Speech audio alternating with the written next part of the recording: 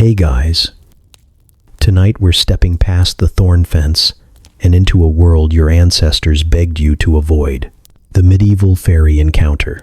You've heard the myths wrapped in sparkle and song, delicate wings, harmless pranks, woodland charm.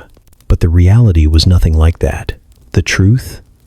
These encounters were traps, forests that rewrote themselves under your feet, food that erased your memories, smiles that chained you to a realm you could never escape. People didn't return with whimsical stories. They returned hollow, if they returned at all. This wasn't magic.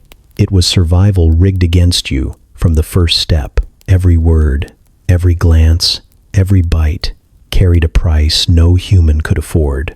This is why you wouldn't survive a medieval fairy encounter, and by the end of tonight, you'll never look at a flower in the woods the same way again. And hey, if you'd like to help keep the lanterns burning while we stumble through mushroom circles at 2 a.m., there's a Buy Me a Coffee link pinned in the comments. No pressure, but every cup delays the moment I end up traded to the fair folk for half a wheel of cursed cheese. But before you get too cozy, take a second to like the video and subscribe, but only if you genuinely enjoy this strange little corner of quiet storytelling. And drop a comment with where you're listening from and what time it is for you. It's strangely comforting to know who else is drifting off with us around the world. Now get comfortable, let the day melt away, and we'll drift back together into the quiet corners of the past. 1:25. You weren't supposed to be out here. The old woman at the edge of the village told you not to wander past the thorn fence, especially after dusk, especially today. She said it with the kind of look that's usually reserved for thunderclouds and drunken prophets, wide-eyed, grave, and half apologizing for even needing to say it. But you were restless, curious, and curiosity in the medieval world is a terminal condition. The forest called to you in that way forbidden things do, soft, almost musical, promising something just beyond the veil of common sense. You stepped over the root-twisted edge of the trail, boots crunching dead leaves like bones, and just like that, the rules stopped applying to you. That was your first mistake. Your second mistake was noticing the flower. It wasn't like the others. The rest of the forest was muddy, dying, clinging to the last scraps of summer. But this flower stood tall in the middle of a mossy clearing, unbruised, vibrant, too red. It glowed slightly, but only if you looked at it sideways, which you did, of course, because something deep in your skull whispered, "This is special." So you reached down, plucked it from the earth, and felt the entire world shift half an inch to the left. The air thickened, the birds stopped, the trees leaned closer. Not in a breeze, but in attention. And then, as if possessed by every idiot in every cautionary tale ever told, you smiled and said it. Thank you. The silence after that was enormous. Not just quiet, but removed. Like the world had been edited in real time, and the ambient soundtrack had been scrubbed from the reel. Your breath felt too loud. The rustle of your clothes sounded like thunder. Somewhere, deep behind the trees, something laughed. You turned around, and the path was gone. Not overgrown. Gone. The place where your footprints should have been was just moss and shadow. You walked in the direction you thought was west, then again toward what you hoped was east. But the forest kept shifting. The trees were wrong, angled like they'd been designed by someone who hated straight lines. Everything was too green, too old, too alive in a way that felt personal. The bark pulsed. The leaves shimmered like insect wings. Even the shadows had opinions. That's when you saw them. They weren't hiding. Not really. The figure stood between two ash trees, tall and narrow and wearing something that looked like light woven into cloth.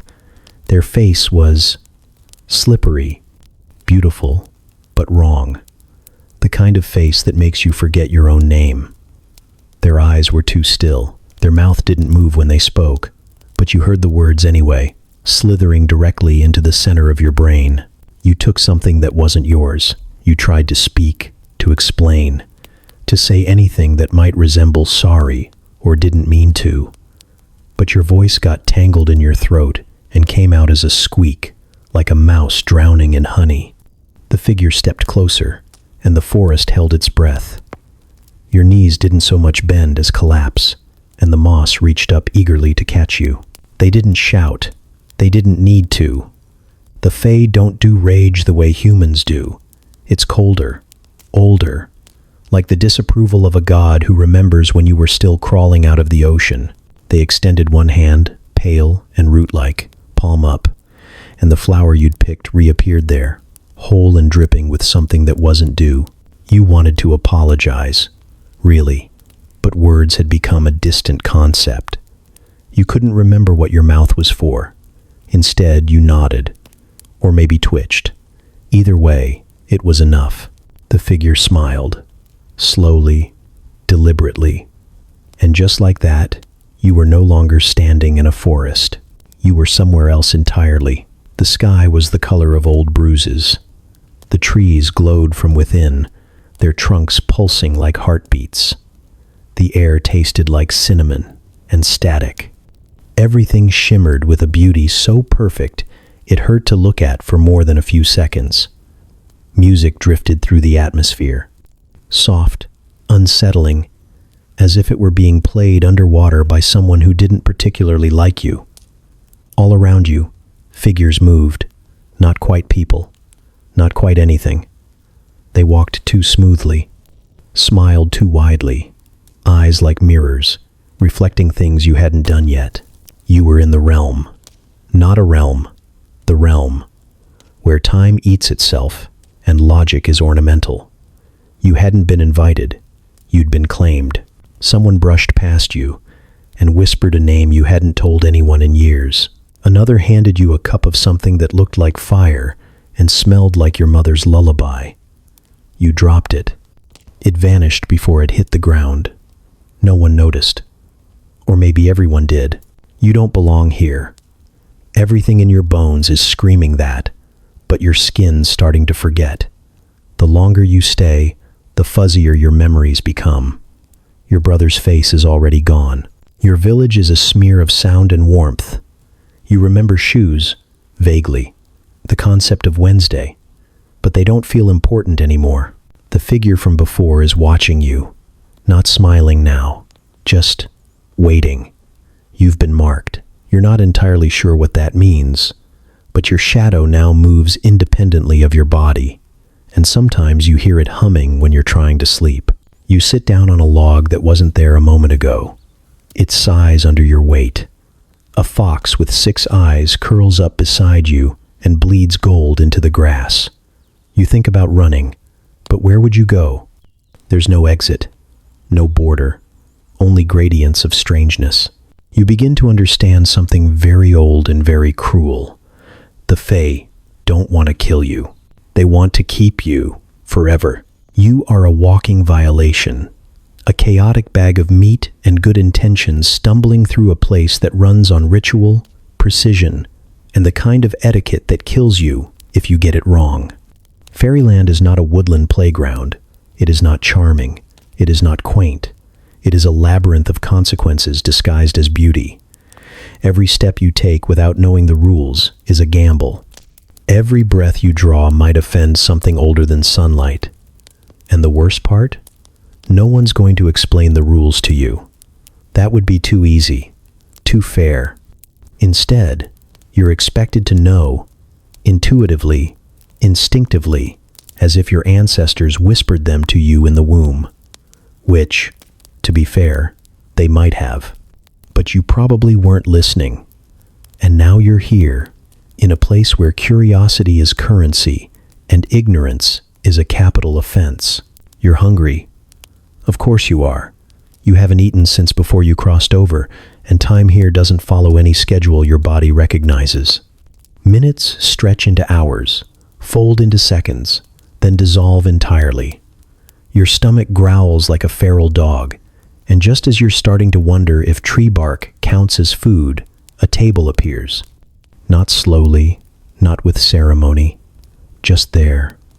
One blink, and you're in front of a spread fit for gods and nightmares. Fruits you don't have names for. Roasted meats that shimmer with silver fat. Cakes layered in petals and glittering sugar. Every smell makes you forget something important. Your mother's face. The taste of water. The concept of restraint. The fairies don't stop you. In fact, they encourage you. They smile, wide and unblinking, and gesture for you to sit. Their teeth are just slightly too sharp, but their voices are soft as velvet when they urge you to eat, to drink, to indulge. It would be rude not to, wouldn't it? You're a guest. That's how they frame it. You're being honored, treated, welcomed, but you weren't invited. And this isn't a banquet. It's a trap wearing perfume. The first rule is simple. Don't eat anything in fairyland. Not a crumb, not a berry, not a single sip of dew. The moment you swallow, you're no longer a visitor. You're property. The food binds you, roots you here like a tree, and the glamour doesn't wear off until it's too late. That glistening plum? It's laced with memory. That cup of wine? It's a contract. And the fairies aren't offering you sustenance. They're offering you a leash. But let's say you remember the stories. You don't eat. You don't drink. You sit at the table with your hands clenched in your lap while your mouth floods with saliva and your vision blurs from the hunger. That's when they test you in other ways. A childlike creature with eyes too big and fingers like twigs offers you a pear. It calls you mother. A prince whose face flickers like candlelight tells you it's made just for you. A flower leans close and says your name in your father's voice. It is not enough to abstain. You have to resist gracefully, refuse without offense, decline without pride. And if you get the tone wrong, too polite, too distant, too amused, you'll be punished anyway. The fairies do not like feeling tricked, or judged, or made to look foolish. You are dancing on a knife's edge, and the music never stops. Then there's the second rule. Don't speak unless spoken to. And even then, choose your words like you're being cross-examined by a deity with a grudge. Names have weight here. So do promises, compliments, and any phrase that might accidentally imply allegiance, debt, or desire. Say, I owe you one, and you might find yourself indentured to a slug king for the next 600 years. Say you're beautiful, and you might get turned into a pet for a narcissistic willow tree who collects flattery like coins. Say I wish, and the next time you blink, you'll be someone else entirely. Skin, memories, soul, all reassigned. Fairies love conversation. But not for the reasons humans do. They like to listen for cracks in your grammar. They like to dig through your syntax for power. Every sentence is a negotiation. Every word is a thread in a web. The safest thing to say is nothing. But even silence can offend if it's held too long or delivered at the wrong moment. This is a realm where intentions don't matter, only implications. And no matter how careful you are, they're always listening harder than you meant for them to. Now, add sneezing to the list. Yes, sneezing. That involuntary bodily function you've never once considered as a tactical move. In fairyland, it's considered an announcement. A soul's moment of vulnerability, an opening. If you sneeze without permission or protection, you're essentially sending out a flare that says, I am available for possession, enchantment, or spontaneous combustion. The old world humans had a tradition, saying, bless you, after a sneeze, to shield the soul, to lock the gates of the body before anything slipped inside. In fairyland, no one says, bless you. The fairies just watch, and smile, and sometimes respond. The other rules are more obscure. Don't step into your own shadow if it separates from you. Don't listen to music that wasn't meant for your ears. Don't look at your reflection in water unless you're ready to meet the version of yourself that wants to stay. Don't follow voices. Don't pick up coins. Don't accept anything with a bow on it. And under no circumstances should you dance. Not even a little. Not even to be polite. Dancing is a binding ritual, a celebration of surrender. Once your feet leave the ground in rhythm, they might not come back down. You might twirl until your bones splinter. You might forget why you ever wanted to stop. You're starting to realize now that survival in fairyland isn't about strength or cleverness. It's about restraint. It's about knowing when to shut up, stand still, and let the invitation rot in your hand. Every test is a trap with a smile. Every kindness conceals a cost, and there are no second chances, just new forms of regret, each more poetic than the last. The fairies don't hate you. That would require too much focus. What they hate is disorder, disobedience, disrespect. And nothing is more disrespectful than a human walking into their world without knowing the rules, fumbling around like a drunken goat in a crystal shop, breaking centuries-old packs with the same enthusiasm you use to butter toast. They will forgive almost nothing, but they will remember everything. And so, you stand there, hungry, parched, surrounded by impossible beauty, and entirely aware that one wrong move could turn you into a footnote in someone else's fable. You haven't eaten. You haven't spoken. You haven't sneezed. Yet, they didn't look dangerous. That was the trick. The real ones never do. Danger doesn't strut around in armor and claws out here. It glides in barefoot, with eyes like lake water and a voice that makes your bones want to melt into the moss. You were warned, in the loosest, vaguest way. Don't talk to anything with a perfect face, the blacksmith's wife muttered, while stirring something unspeakable in a pot. Don't look twice at anyone whose clothes don't have seams, the stable boy hissed after your second ale. You thought they were just being superstitious, or weirdly poetic. You didn't realize it was the medieval equivalent of shouting fire. You had strayed again. Just a little this time. Just far enough that the air felt different, cleaner, heavy in a way that made your skin feel like it belonged to someone else. You told yourself it was a shortcut. You told yourself you'd be quick. But the woods don't like lies, even the ones we tell ourselves. So when you saw them, standing where the sunlight filtered through the canopy like honey, you didn't question it. You just stopped breathing. They weren't doing anything special. Just standing there, leaning lightly against the trunk of a tree that looked older than time, as if they belonged there more than gravity. Their clothes shimmered, shifting from green to gold like leaves in the wind, and their hair moved in slow motion even though there was no breeze. You should have run. You should have looked away. But your body forgot how to be suspicious. That's what glamour does. It rearranges your instincts into something convenient for them. They smiled. Just a little. Just enough to suggest they knew you. Maybe from a dream. Maybe from before your birth. And then, somehow, they were closer. You don't remember moving, but the distance was gone. You were facing them now. You noticed then that their eyes didn't blink. Not once. Just the slow dilation of pupils that didn't need light to function. You opened your mouth to speak, but they got there first. "Are you lost?" they asked, and it didn't sound like a question. It sounded like a song that only your spine could hear. You said yes, because you were, not just geographically, but spiritually, emotionally, existentially. You were a walking, open-ended question, and they were the answer shaped like a person. That's what it felt like anyway. That's how they wanted it to feel. You asked their name, and they laughed like water spilling over rocks. "Names are such fragile things," they replied. "Why do humans insist on pinning them down like butterflies?" You laughed too, because you wanted them to like you. That was mistake number 2. The first was speaking at all. "Come," they said, and turned into the trees, not waiting to see if you'd follow. But of course you did. What else were you going to do? Go back to the path?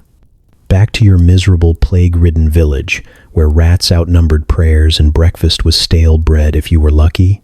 No. This was your moment. You were going to find out what lay beyond the normal world, and it was going to be beautiful. And it was. For about 7 minutes, the deeper you went, the less the forest felt like a place, and more like a dream you once had while feverish. The trees leaned too close. The shadows didn't match the shapes that cast them. The birdsong changed pitch every few seconds, as if tuning itself to your heartbeat. The figure ahead of you didn't walk so much as glide, toes skimming the moss like a skipped stone on water. You tried to keep track of your steps. You lost count after 43. You forgot why you were counting. When they finally stopped, you found yourself in a clearing that hummed with quiet energy. Stones arranged in a spiral, mushrooms blooming in impossible colors, the air thick with the scent of lilacs and something metallic. They turned to you, holding out a hand, palm up, and resting there was a stone the size of a robin's egg. It shimmered with all the colors of oil and none of the warmth of sunlight. A gift, they said. You knew enough to hesitate. You'd heard the tales. Never accept a gift from one of them. But they were still smiling, still beautiful, still watching you with eyes that felt like falling. So you reached out, and just before you touched it, you asked, "What do you want in return?" They blinked for the first time. Slowly, deliberately. "Just a word," they said. You frowned. "A word?"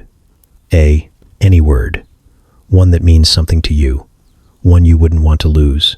That should have stopped you. That should have chilled you to the core. But they were still smiling. And the glamour was strong. And you wanted the stone. So you said a word. A private word. Maybe it was your sister's name. Or the village you were born in. Or a promise you made when you were 10. Whatever it was, the moment you said it aloud, it was gone. Not just from memory, from existence. You felt the hole it left behind, like a pulled tooth in your soul. And they pressed the stone into your palm, and for a moment, you felt powerful, ageless. Part of something enormous and ancient and unknowable. Then the moment passed, and the cold set in. You blinked, and they were gone. You were back on the path. Or a path. It looked similar, but everything was wrong. The trees didn't look quite the same. The sky was a shade too dark. And when you tried to speak, nothing came out but a sharp wind chime sound that made the birds scatter. You clutched the stone in your hand, but it no longer shimmered. It was just a rock, cold and ordinary. You tried to go home. You reached the village eventually, but no one knew you. Your mother looked through you like fog. The blacksmith said your name like it tasted wrong. The church bell rang in reverse, and the water in the well wouldn't rise when you lowered the bucket. You had been marked, you had spoken, and now you belonged to the woods. You saw the circle long before you stepped into it. That's how they work. They're not subtle. They're not trying to hide. A perfect ring of mushrooms in the middle of an overgrown clearing, evenly spaced, curving with unnatural precision like something drawn by a compass held in an immortal hand. No wind reached this place. No birds sang overhead.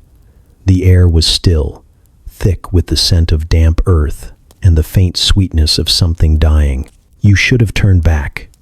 You should have whispered an apology and left a coin for luck.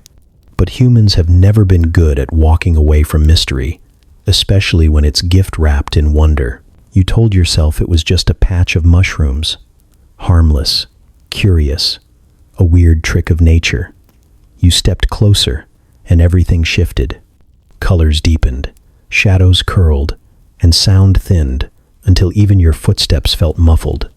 Your heartbeat was the loudest thing in the world. A moment later, you were inside the ring. Nothing dramatic happened at first. No lightning, no blinding light. Just silence. The kind that presses on your ears and makes you aware of every tiny movement. Your breath, your blinking, the rustle of your sleeve, and then faintly you heard music. Not from around you, but from beneath. It pulsed through the soles of your feet like a second heartbeat, melodic and irresistible. The kind of song that speaks directly to your spine. You didn't think about dancing. Your body just started to move. It wasn't a dance you knew. It didn't feel choreographed. It felt instinctual, as if the earth itself was puppeteering your limbs, spinning you in time with a rhythm you couldn't quite follow but couldn't ignore. Your arms floated. Your legs turned. You spun and swayed and laughed, because of course you did. The air was sweet now. The fear was gone. This was joy, pure and strange and perfect. It was only later, when your muscles began to ache and your legs refused to stop moving, that you realized you couldn't. You tried to pause, to slow down, to fall. Your feet disagreed. They kept stepping in time with the beat that had now grown louder, more insistent. The music was no longer under your feet, but around you, inside you. You weren't alone anymore. Figures emerged from the tree line, tall, thin, glimmering, with eyes that didn't blink and smiles that didn't quite reach their ears. They joined you, circling, moving with impossible grace, laughing without sound. One took your hand, another spun beside you. They never stopped. They never tired, and neither did you. Time dissolved. The sun never set, nor did it rise. You existed in a loop of movement and music, bliss and exhaustion, unable to stop but no longer remembering why you'd want to. Somewhere, buried beneath the rhythm, a tiny part of you screamed, but the music drowned it out. When the hunger came, you danced through it. When the thirst dried out your throat, you smiled wider. When your vision blurred, your steps never faltered. Because this wasn't a celebration, it was a sentence. Fairy circles are contracts without signatures, invitations you accept with your feet. The moment you stepped inside, you agreed to the terms, whether or not you read the fine print. And the fine print was this: once the dance begins, it doesn't end. Not until the fairies decide it should. Not until you've danced yourself hollow. For some, that means minutes. For others, centuries. No one counts time the same way here. A night in the ring can be 100 years in the world outside. You could return home to find your great-grandchildren gray-haired and your name etched into a weathered stone. Or worse, you might return to nothing at all. The village gone, the roads dust. The language changed, and you, still swaying slightly with every step, unable to stop hearing the beat. Or maybe you won't return at all. Some dancers vanish mid-spin, fading like smoke. Others collapse, only to rise again. Bones knitting themselves back together in unnatural ways, skin stitched with starlight and regret. A few turn to moss. The luckiest ones simply forget who they were. You were told never to enter the ring. Your grandmother muttered about them when the moon was high. Your older brother swore he saw one blink once, as if it breathed. The village priest said they were the devil's footprints, but he was wrong. The fairies are older than devils. They don't need brimstone. They just need an opening. Now your feet bleed, but the mushrooms remain untrampled. They never crush, never brown. The ring stays perfect, no matter how many times you stumble across it. This is their space, and in it, you are a guest, a performer, a fool. You try to cry out, to scream for help, but your voice dances too. It twirls into nonsense, into melody, into laughter that doesn't belong to you. One of the fairies leans in, whispering something into your ear that sounds like your own name reversed and drowned. You nod, though you don't know why. Maybe you agreed to something else just then. Maybe it doesn't matter. Your body no longer feels like your own. Your arms move without thought. Your legs spring like clockwork. You're exhausted, but you've forgotten what rest feels like. You've forgotten a lot of things. Your sister's face, the taste of bread, the smell of rain, but you haven't forgotten how to dance.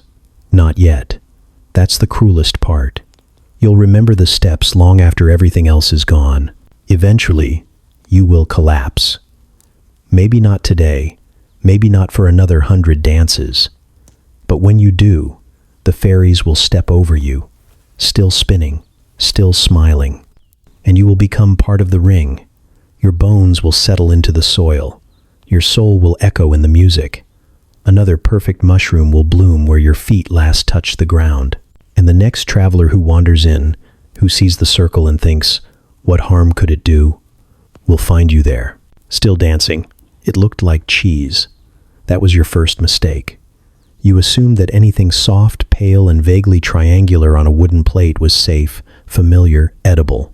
You've grown up in a world where food has labels and expiration dates, where strange textures mean organic and mysterious aftertastes just signal a premium brand. So when the fair folk offered you that little wedge, crumbly, buttery, flecked with something green, you smiled like a fool and reached out without hesitation. It even smelled right. Sharp, earthy, like the kind sold at farmers' markets by men with too much facial hair. You thanked them. That was your second mistake. They watched you eat, not with hunger, not with politeness, but with delight. A hungry sort of glee, as if your willingness to chew made you more amusing than anything they'd seen in decades. The texture shifted as soon as it hit your tongue. No longer cheese, but something colder, slicker, something that wriggled slightly as it melted. You told yourself it was just the shock of flavor, that it was exotic, that maybe it was some kind of brined goat thing. But halfway through the second bite, the taste changed. It turned metallic, then floral, then sour, then so sweet your teeth ached. You swallowed anyway, because what else were you going to do? Spit it out in front of them? Offend the immortal beings who control time, space, and the trajectory of your entire afterlife? The applause was silent but obvious. One fairy clapped their hands without sound. Another grinned until their cheeks split. The one who had offered the food leaned in, eyes glittering, and whispered, "How do you feel?" And the answer, initially, was fine. You felt fine. A little dizzy, maybe. A little warm. Your vision sharpened, then softened. The trees bent and straightened. The sky rippled. The grass began to hum. You were no longer in the same forest. Not quite. The dimensions had shifted just enough to be wrong. The shadows leaned closer. Your heartbeat forgot its rhythm. The fairies leaned in, not physically, but cosmically, pressing against the inside of your thoughts like fingers on glass. You tried to speak and found that your voice had been replaced with bells. Not cute, tinkling ones, deep, resonant funeral chimes that rang with every movement of your jaw. You covered your mouth. They giggled. One fairy reached out and touched your temple. "Shh," they said, and your thoughts obeyed. Your brain went still for 3 full seconds. You felt it happen. You felt your memories stutter, slide sideways, reshuffle. That wasn't cheese. That was enchantment in solid form. That was a curse disguised as comfort food. That was a contract baked with intent. And now, your name. Your true name, the one you don't even know, you know, is no longer yours. It was traded, bartered, absorbed into their library of ownership. You won't find it on your birth certificate. You won't hear it spoken aloud. But it's missing, and you can feel the hole it left behind like an aching tooth in the back of your mind. The effects come in waves. First, you forget what day it is. Then, what year. Then, what your mother's face looked like when she laughed. Then, what laughter even sounded like. You still feel emotions, but they don't connect to anything. You can cry, but you won't remember why. You can panic, but it's disconnected, floating, unmoored. You'll forget the color blue, the smell of rain, the taste of butter. One by one, the pillars of your reality dissolve, and in their place, you'll remember things you never knew.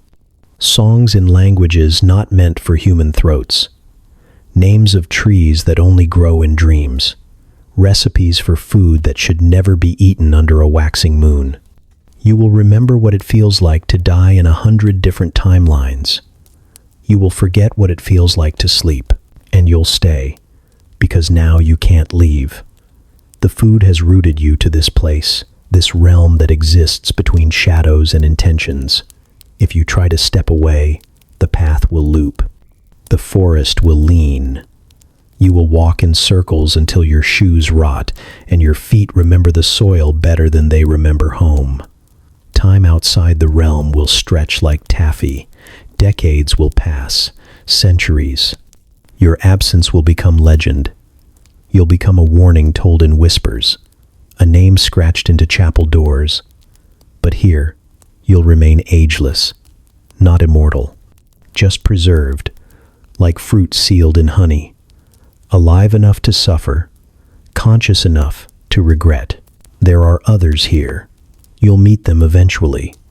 Travelers who made the same mistake. Some haven't spoken in years. Others still try to trick the fair folk into giving back what they stole. Names, hearts, souls. One woman carries a basket full of pebbles, insisting they were once her children. Another man paints doorways on trees with blood and mud, and weeps when they don't open. You'll find them, or they'll find you. Misery here has a way of drawing company. Sometimes the fair folk will offer you food again. They'll smile, knowing you won't refuse this time, because hunger in fairyland is different. It's not just a physical ache, it's a craving that reaches into your essence. It makes your bones feel hollow, your thoughts taste stale. It convinces you that maybe this time the food won't hurt. Maybe you've adjusted, built a tolerance, and when you give in again, and you will, they'll smile like sunrise and offer you seconds. Eventually, you'll forget you ever refused in the first place. So yes, congratulations, you're never leaving. Not because you're physically trapped, not because they built a wall or chained your ankles, but because you are unmoored from reality. Your mind is threadbare. Your past is paper in a rainstorm.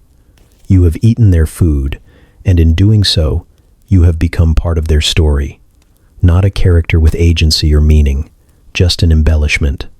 A footnote, a bit of color in the background of someone else's tale, and all for a piece of enchanted slug bile masquerading as cheese.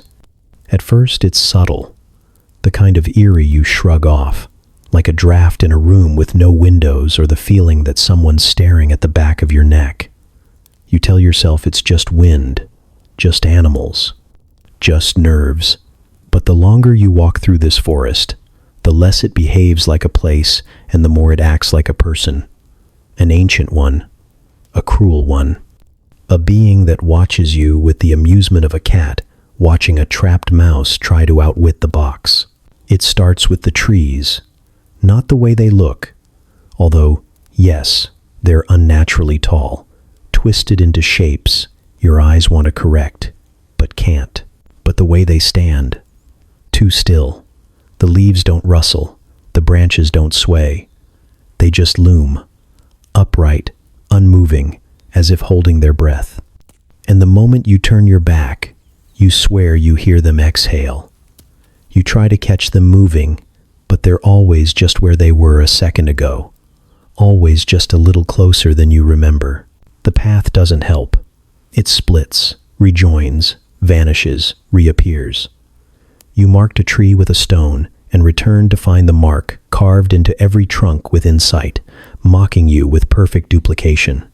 You tried to follow the moss, but it started growing in circles. You left a trail of breadcrumbs once, a classic move, and the next time you looked, the crumbs were gone, not eaten. Rearranged into a spiral on the forest floor, spelling out something in a language you almost recognized before the letters dissolved. Birdsong should be comforting, but here it mimics your voice. You coughed once, and 10 seconds later, the exact same cough echoed from behind a tree. You called out your name, and the forest repeated it back with a question mark at the end, like it wasn't sure that was really you. Sometimes the trees giggle, not a joke giggle, not a child's laugh. Something deeper, grainier, like bark splitting slowly under pressure. It comes in waves, whenever you fall, or cry, or shout at nothing. Especially then. The stones aren't innocent, either. You sit to rest on one and it's warm, not sun-warmed, but body-warm, as if someone else just stood up. You turn away, and when you look back, it's gone. Another one appears 10 paces ahead. You try not to acknowledge it, but it's there again every time you stop. A smooth, flat rock, always the same size, always tilted slightly like it's watching from a single lidless eye. You kick it once in frustration, and the next time you blink, you trip over 3 just like it. You start apologizing to the rocks. It feels safer that way. You swear you saw a door once. A wooden frame in the middle of the glade, no wall around it, just standing there like it had always been. You reached for the handle, and your fingers passed through it like mist. Then the door opened anyway, revealing nothing but pitch. Not black, not shadow, pitch. Liquid dark that reached out for your face before the trees closed in again and the door vanished. You don't talk about that. You don't even think about it for long. It makes your stomach hurt when you do. You are not alone. But not in the romantic, whimsical sense. Not in the kind woodland spirits are watching over you sense. No, you are being watched the way prey is watched. The way mistakes are watched. Something is hoping you keep going. Hoping you break the rules. Hoping you give in. Sometimes you catch glimpses. A flicker behind a branch. A pair of eyes peeking from a knot in a tree. A gloved hand disappearing behind bark. You tell yourself it's imagination. It isn't. You saw a girl once. Pale dress. Too clean. Hair like corn silk. She smiled at you from across a brook and pointed into the trees. You didn't follow, not because you were smart, but because your feet locked in place. She scowled, and her mouth widened into something too wide, full of too many teeth, before she sank into the moss like water being sopped into a sponge. You haven't seen her since, but sometimes you hear a child humming just beyond view. It's always the same tune. You can never remember it afterward. Every now and then, you come across evidence of others. A boot print that isn't yours. A torn sleeve on a branch. A satchel half buried in the roots, full of trinkets that pulse faintly with leftover magic. Rusted pocket mirrors, silver thimbles, a cracked teacup stained with something red. You never find bones. The forest is too tidy for that. It recycles its failures. Everything gets absorbed eventually. Sleep is dangerous here. The moment you close your eyes, the trees creep in. You wake up, and the canopy has thickened. The air is damp and cloying, thick with sweet rot. Your dreams stop being dreams and start being memories that aren't yours. You walk through halls made of roots. You speak in voices you don't recognize. You wake up whispering names that taste like pine needles and old honey. You are not losing your mind. You are just being unwoven. That's how the forest works. It doesn't rip. It doesn't tear.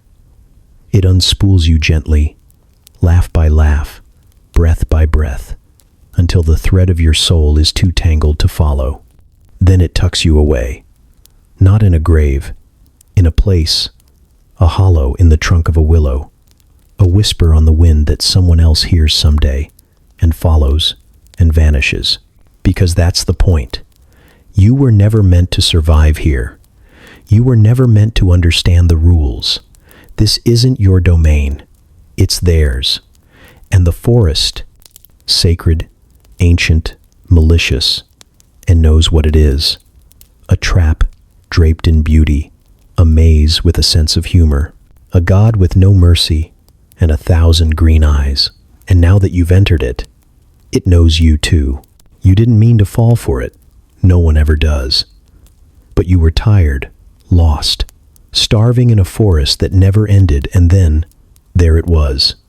Light, warmth, the scent of roasted meat and bread, actual bread, not moss disguised as hope.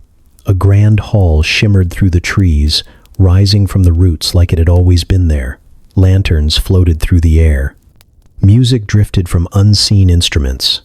The doors were thrown open in welcome, and they called to you not with words, but with safety, with belonging. It didn't feel like danger. It felt like relief. Inside, it was perfection. A fire roared in a stone hearth carved with dancing figures. Tapestries shimmered with scenes that moved when you weren't looking directly at them. The air was perfumed with lavender, smoke, and something just slightly sweet, like apples soaked in honey. And the people, oh the people. Dressed in silks that shimmered between colors, they glided more than walked, spoke in tones that felt like lullabies, and greeted you like an old friend finally come home. One even said your name, though you never told them. That should have been the first clue. They didn't ask where you'd come from. They didn't ask who you were. They didn't need to. They offered a seat, a drink, a toast. You were too overwhelmed to decline. And why would you? The goblet sparkled. The wine was golden and cold and fizzed like stars melting on your tongue. Your body relaxed for the first time in days. Your heartbeat slowed. Your mind quieted. They laughed at your jokes. They touched your arm when you spoke. One of them braided a flower into your hair and whispered that you were beautiful, radiant, rare. And for a moment, you believed them. The feast was divine. Fruits you couldn't name but tasted like every summer memory you've ever loved. Meats that fell apart on your tongue and never left grease on your fingers. Cheeses that melted in your mouth but somehow never stuck to your teeth. Pies that made your knees weak. Every bite better than the last. You didn't stop eating because you were full. You stopped because you forgot what hunger was. They gave you a bed that night. Velvet draped and pillowed so thickly it felt like sleeping inside a cloud's private thoughts. The sheets smelled like lilacs and salt. A lullaby hummed from the rafters, though no one was there. You slept without dreaming. You woke to birdsong so delicate it felt custom-made, and that's how it begins. It doesn't fall apart all at once. That would be merciful. Instead, the edges start to fray. The goblet in your hand isn't gold anymore. It's bone. The wine tastes of pennies. You blink, and the candlelight flickers green, casting shadows that don't match the bodies. One of the guests smiles too wide, and you see a second row of teeth. The flower in your hair wilts into something brown and wet. You glance at your plate and catch a glimpse of what you've really been eating. Just a flash. Tendons, gristle, an eye. You blink again, and it's back to fig-stuffed goose. You tell yourself it's a trick of the light. Then, the glamour slips entirely. You're not in a palace. You're in a tree, a massive, hollowed-out trunk lined with moss and crawling things. The velvet bed is a patch of mildew with bones buried beneath. The feast is scattered, carcasses crawling with flies, and the roast is still twitching. The music is wind howling through broken branches. The guests around you, not people, not even close. Their beauty peels off like wet paper, revealing eyes that blink sideways, mouths with no lips, fingers ending in talons or too many joints. One of them hasn't stopped chewing since you arrived. You realize now they're not chewing food.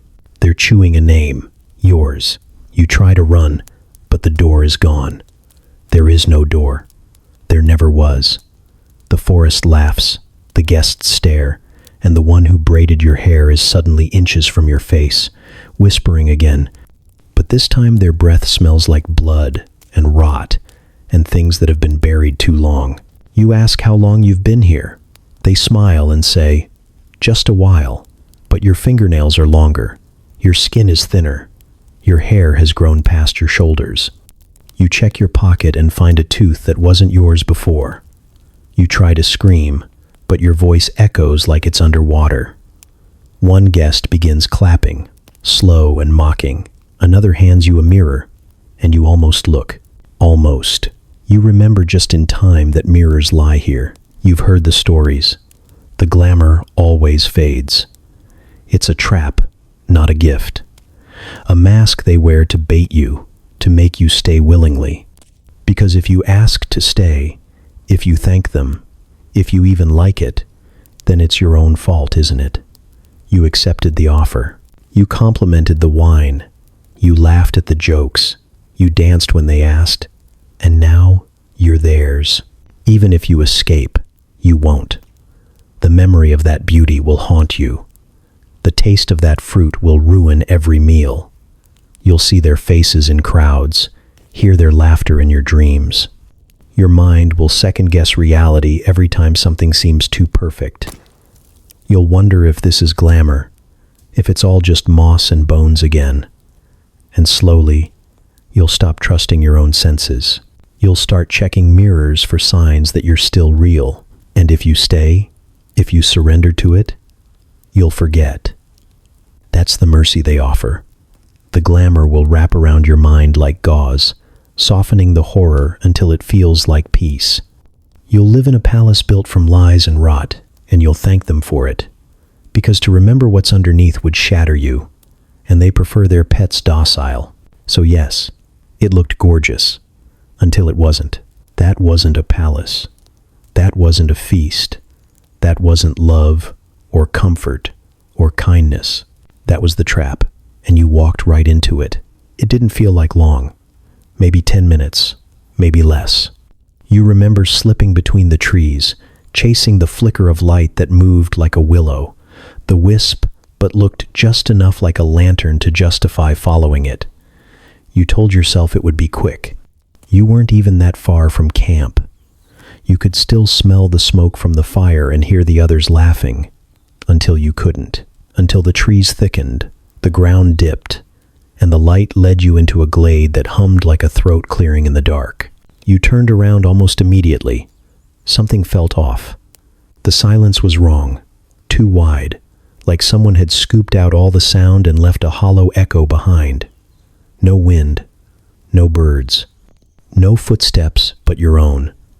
And even those started to sound strange, like your feet weren't quite hitting the ground right, like you were walking on a memory of dirt instead of dirt itself. When you finally stepped back onto the path, everything had changed. The trees weren't the same. They were thicker, older, heavier. Their bark was layered like armor, their roots clawing up from the ground like fingers trying to escape. The moss had overtaken everything. You didn't recognize the trail. You called out, but your voice didn't carry. It felt swallowed. You walked for hours, or what you thought were hours. The sun never moved.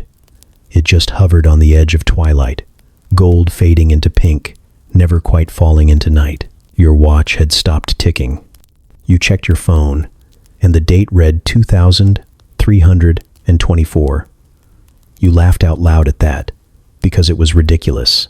It had to be. A glitch, a bug, just static from whatever weird enchantment this place was wrapped in. You found the village by accident. The buildings were wood and stone, but not like anything you'd seen before. They leaned at strange angles, moss-covered, windowless, as if built by someone who understood human architecture only through second-hand stories. The people wore clothes that looked medieval at first glance, but then you saw the materials, some kind of shimmering plant fiber or thread spun from beetle shells. One man's cloak shifted colors when you stared too long. Another woman wore a crown made of bones so polished they reflected your face like mirrors. They stared at you like you were a ghost, or worse, an omen. You asked them what year it was, and no one answered. One finally said, "Year of the Hollow King," like that meant something, like it was obvious. You asked who ruled the land, and they told you, the 13th of her line, which was also unhelpful considering you didn't know who the first was. Then someone whispered, "The last one who wandered out of the woods dressed like that became a saint." And suddenly everyone was kneeling. You ran. You tried to find your way back to the clearing, retrace your steps, follow your footprints, but the forest didn't cooperate. paths disappeared. Landmarks moved. Trees you'd passed moments ago now had centuries of carvings on their trunks. Names, dates, prayers. You saw your own name once, etched in the shape of a spiral. The year next to it was 1812. You made it out again, eventually. Not to your camp. Not even to your world. Exactly. To a village with roads and cars, but none of the brands you recognized. The language they spoke was close to yours, but tilted. Same alphabet, different rhythm. They called you Ancestor. You saw a metal statue of someone who looked like you in the town square. They'd named it the Wanderer Returned. The plaque said you vanished in 1723. You stopped trying to make sense of it after that. Here's the thing about fairy time. It doesn't just move differently. It loops. It coils. It folds back on itself like a snake devouring its own tail. 10 minutes here might be 100 years there. A century in their realm might pass as a week in yours. And sometimes, time doesn't pass at all. It waits. It stores you in a pocket and only lets you out when it's convenient, or funny, or tragic. You met someone once who claimed to be from 1450. They wore a NASA t-shirt. Said they stepped into the woods during a pilgrimage, woke up in a place where the stars whispered names, then found themselves on a street where everyone had glowing boxes in their hands and spoke in sharp, fast syllables. They weren't even surprised anymore, just tired. You know what's worse than coming back to a future that doesn't remember you? Coming back to a future that does. Descendants, they said. Whole bloodlines that trace themselves back to your disappearance like it was a divine event. You met one who carried a lock of your hair in a locket, said it was sacred, asked if they could harvest your fingernails for the temple. You refused. They cried. You didn't ask why. You went to what was left of your home, or where it would have been if the coastline hadn't changed, if the sea hadn't swallowed half the old world, if the new one hadn't built over it with glass towers and vertical farms and drones that asked for ID in musical tones. Your name existed in books. Not as a person, as a myth, a warning, a riddle you tried to explain, to tell someone what happened. But how do you describe slipping into a dream that lasted centuries? How do you prove it? No one listens, no one believes. Or worse, they do believe, and then they want to go themselves. You don't stop them. You've learned that much. Time here is broken. It doesn't tick or talk. It pulses, it breathes. It opens its mouth and swallows, and when it spits you out, it's never in the same moment you left. You are always too late or too early, never right on time. And the worst part? The forest remembers you, even if the world forgets. It waits. It started with a silence. Not the ordinary kind. Not a baby's hush when they're content or dreaming. This was something else. An unnatural pause, like the world holding its breath. You stood at the cradle, watching the shape swaddled in your child's blanket, and something deep inside you whispered that what you were looking at was not yours. It looked like your baby. It even had that same little mole on the shoulder, the faint curl of hair just beginning to form. But its eyes opened, and they were wrong. Too dark, too knowing, too still. You told yourself you were tired, that you hadn't slept in days, maybe weeks, and your mind was playing tricks. But when you reached down to lift the child, and it met your gaze without blinking, without flinching, something ancient in your bones recoiled. The baby didn't cry. It grinned, a wide, slow smile that didn't fit its face. That night, you heard it whispering, not babbling, not cooing, whispering. Words you didn't recognize, but that twisted your stomach and made the shadows in the room lean closer. You tried to tell your spouse. They said babies make weird noises. You tried to tell the midwife. She said it was just teething. You tried to tell the old woman in the village who lived with too many cats and never left her home, and she looked at you like she'd been waiting. She didn't ask what it said. She asked what it smelled like. You hadn't noticed until then. But yes, there was a scent. Not rot, not death. Smoke, ash, burned lavender, and scorched wool. Like the aftermath of a fire you couldn't remember lighting. The crone told you not to feed it, not to name it, not to let it know you suspected. She gave you a rusty iron nail wrapped in a piece of nettle cloth and told you to place it beneath the cradle. You did. In the morning, the baby had thrown it across the room. Not dropped. Thrown. There were tiny scratches on the wall where it had hit. You tried to hold it anyway. You told yourself love would be enough, that you could love it into becoming what it used to be. But every time you cradled it, your arms went cold. Your breath came slower. Your eyes watered even when you weren't crying. Sometimes it would giggle, soft, melodic, almost beautiful, and your nose would bleed. At night, it stopped pretending. It spoke in a voice too old and low. It growled threats in languages long dead. Once, you woke to find it standing in its cradle, too tall, arms too long, watching you sleep. You blinked, and it was just a baby again, chewing on its fingers. But the mobile above the crib was spinning in reverse, and the dog refused to enter the room. You begged for help. The priest said to pray. The healer said to chant. The crone said to burn it. You hesitated. It still looked like your baby. It still had your baby's cry. Sometimes. It still reached for you with chubby fingers and whimpered when it was cold. But then, you noticed the footprints, muddy and clawed, leading away from the cradle each morning. You noticed the way the milk curdled in your hand. You noticed that the mirror in the nursery never reflected the crib. You broke, eventually, took it to the edge of the forest where the crone said they traded. You left it beneath a tree, wrapped in linen and herbs. You whispered that you were sorry, that you wanted yours back, that you weren't strong enough to raise this thing made of spite and smoke and stolen names. You waited. The woods stayed quiet. You came home empty-handed, heart heavy, arms aching, and found the door open.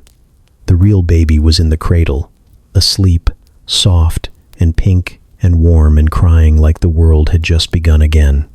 You ran to him, held him close, and he smelled like milk and honey and the inside of your favorite blanket. Your spouse wept. The midwife smiled. The crone didn't say anything, but the baby never looked you in the eyes again. Even years later, even after he grew and ran and laughed like any other child, you swore something lingered. That in moments of silence, he would tilt his head like he was listening to something no one else could hear. That sometimes, when he slept, he muttered in Latin. You didn't ask what he said. You didn't want to know. And on the nights when the wind howled a little too sweetly, when the trees groaned like bones shifting underground, when your son looked up from the fire and smiled that same wide, slow smile, you wondered if you'd really made the trade, or if the forest had simply changed the mask. It was just an acorn, small, smooth, polished to a gleam like someone had buffed it with beeswax and breath. It lay in the center of your doorstep, tucked in a folded leaf like a cradle, and tied with a single silver hair. No note, no signature, just that uncanny sense that it was meant for you. You picked it up. Of course you did. Who wouldn't? It was beautiful after all. Delicate, perfect, humming faintly with something that felt like old magic and warm promises. You thought it was a charm, a blessing, a token of goodwill. You thought wrong, because in fairy terms, gift doesn't mean what you think it means. A gift from the folk isn't a gesture, it's an agreement, a contract, a statement that something has been exchanged, whether you realized it or not. And the moment your fingers touched that little polished acorn, you stopped being just a passerby. You became involved. You were claimed. At first, nothing changed. You tucked it in your pocket, maybe laughed about it. Maybe you showed a friend or kept it secret, thinking it might bring you luck. But things began to shift. You started hearing whispers at night.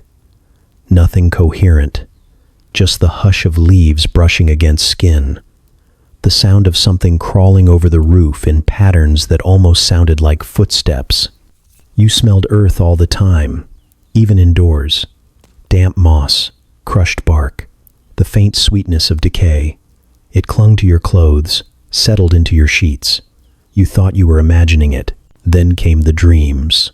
You walked through forests you'd never seen, with trees shaped like dancers and vines that pulsed like veins. The moon was always too large, the stars always watching. In one dream, you stood before a figure made entirely of petals and thorn, its face shifting between blossoms. It reached out a hand, 5 delicate twigs, and said, in a voice like wind through reeds, "You accepted. You belong." You woke up with leaves in your hair. From then on, the forest followed you. Grass grew between the floorboards of your house. Ivy crept in through the vents. Your reflection in the mirror began to flicker.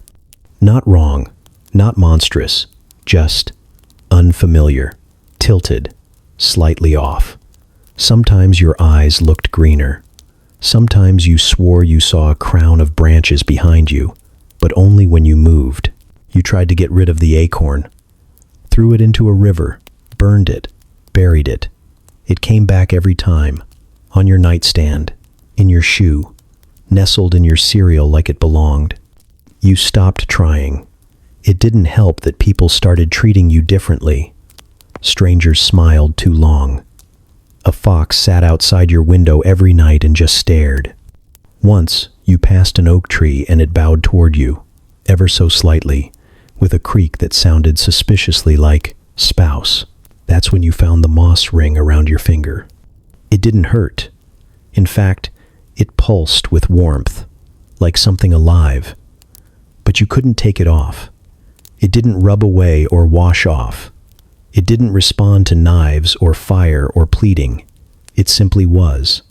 And deep inside, in that place where instincts whisper louder than logic, you knew exactly what it meant. You were married, not to a person, to something older, wilder, to a spirit of bark and root that saw your careless acceptance of a gift as consent, to a creature who viewed ownership as affection, who had courted you in silence, watched you without blinking, and decided that you were suitable enough to be bound, not by ceremony, but by gesture. One perfect acorn. That's all it took. From that point on, things escalated. Plants responded to your moods. Rain followed you home like a loyal dog.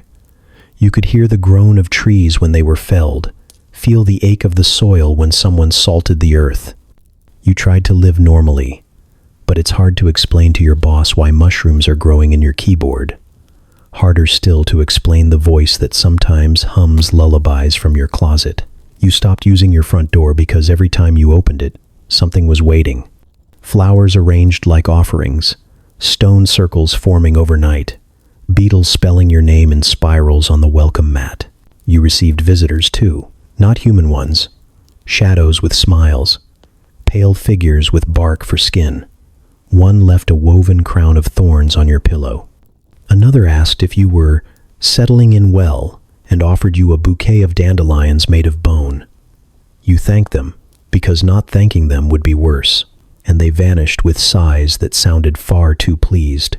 You learned, eventually, that the acorn was a token of betrothal, that among the folk, gifting something of life and seed and potential is an ancient ritual. They don't do vows, they do bindings. Acceptance equals agreement.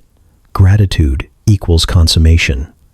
You, in your ignorance, had married a forest spirit with unknowable intentions and a fondness for nesting in people's lives like ivy through stone.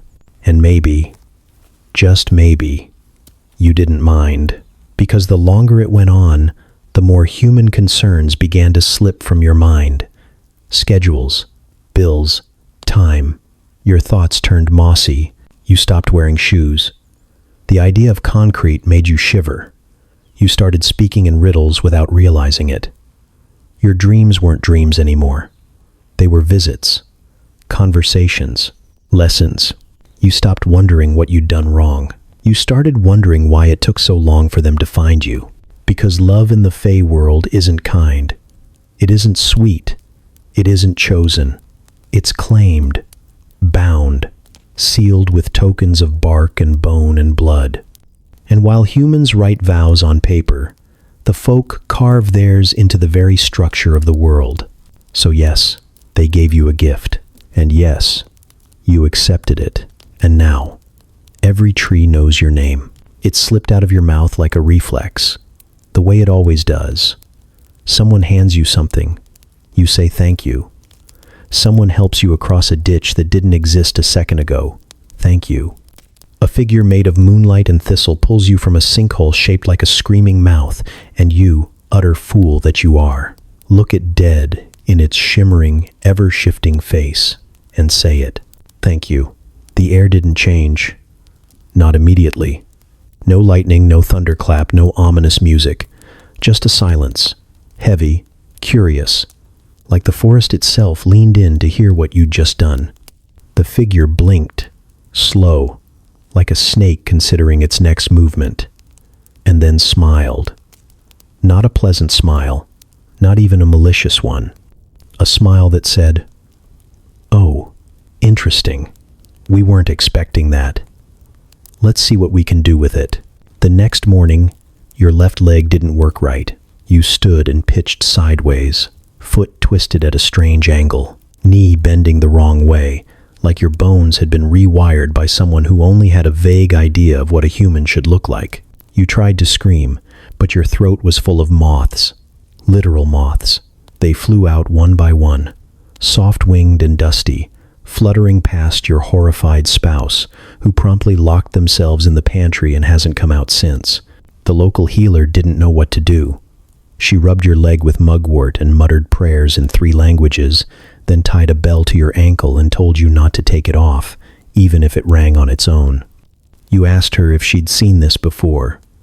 She said no, but she'd heard stories. Long ones, ugly ones. She said next time, don't say thank you. You didn't believe it at first. Surely gratitude couldn't be the trigger. Surely politeness wasn't the landmine in the minefield of fairy etiquette. But then the bees started coming. You'd never owned cows. Not before. But now you had 2. They appeared in your backyard overnight, munching on your begonias like they'd always lived there. No one in the village claimed them. They were large, glassy-eyed, and entirely silent, except for the low hum that vibrated beneath their skin. When one of them lay down and split open like a rotten fig, you discovered why. Bees. Thousands, swarming from the hollow of its belly, wings glinting gold, moving in perfect circles. They didn't sting. They didn't flee. They just hovered around you, forming shapes. Runes, maybe. Letters. One of them spelled out the word appreciated. You started keeping your mouth shut, but it didn't matter. The damage was done. Saying thank you isn't just a social faux pas in fairyland. It's an accusation. It implies the favor was unsolicited. It places a burden. It says, you have helped me, and therefore placed yourself in my debt. And fairies don't do debt. Not the kind you define, not the kind that implies obligation or imbalance. That's their job, not yours. And you, poor mortal, violated the hierarchy. Now everything is returning the favor. The house began to speak in rhyme, not helpful rhyme, obnoxious, cryptic rhyme that turned every question into a riddle and every answer into a dare. You asked for salt and received a song about bones. You begged for sleep and were serenaded with lullabies in a voice that sounded suspiciously like your childhood dog. You stopped eating. The forks tried to bite you. When the village elder came to check on you, she brought iron and silence. She refused to cross your threshold. She left a note, nailed to your door with a dagger made of frozen blood. It read, "You need to apologize. You tried. You really did." You went back to the woods. You retraced your steps to the place it happened. The ditch, the sinkhole, the spot where your gratitude first bloomed into a curse. You whispered, "I didn't mean it." The trees whispered back, "But you did. You left offerings. Milk, bread, hair. None were accepted. One was returned, braided into a crown and full of ants. You wore it anyway. What else could you do? Your leg still bends backward. You've gotten used to walking in circles. The cows have stopped producing bees and started speaking in unison. They chant your name when the moon is full. You don't ask why. The worst part is, the fairies weren't trying to be cruel. Not really. This wasn't punishment in their eyes. This was fairness, balance. They gave you something, and your thanks made it a transaction. You tried to define the terms. You tried to conclude it. And fairies don't do closure. They do spirals, loops, echoes. Now every kindness you receive must be repaid, but never in the way you expect.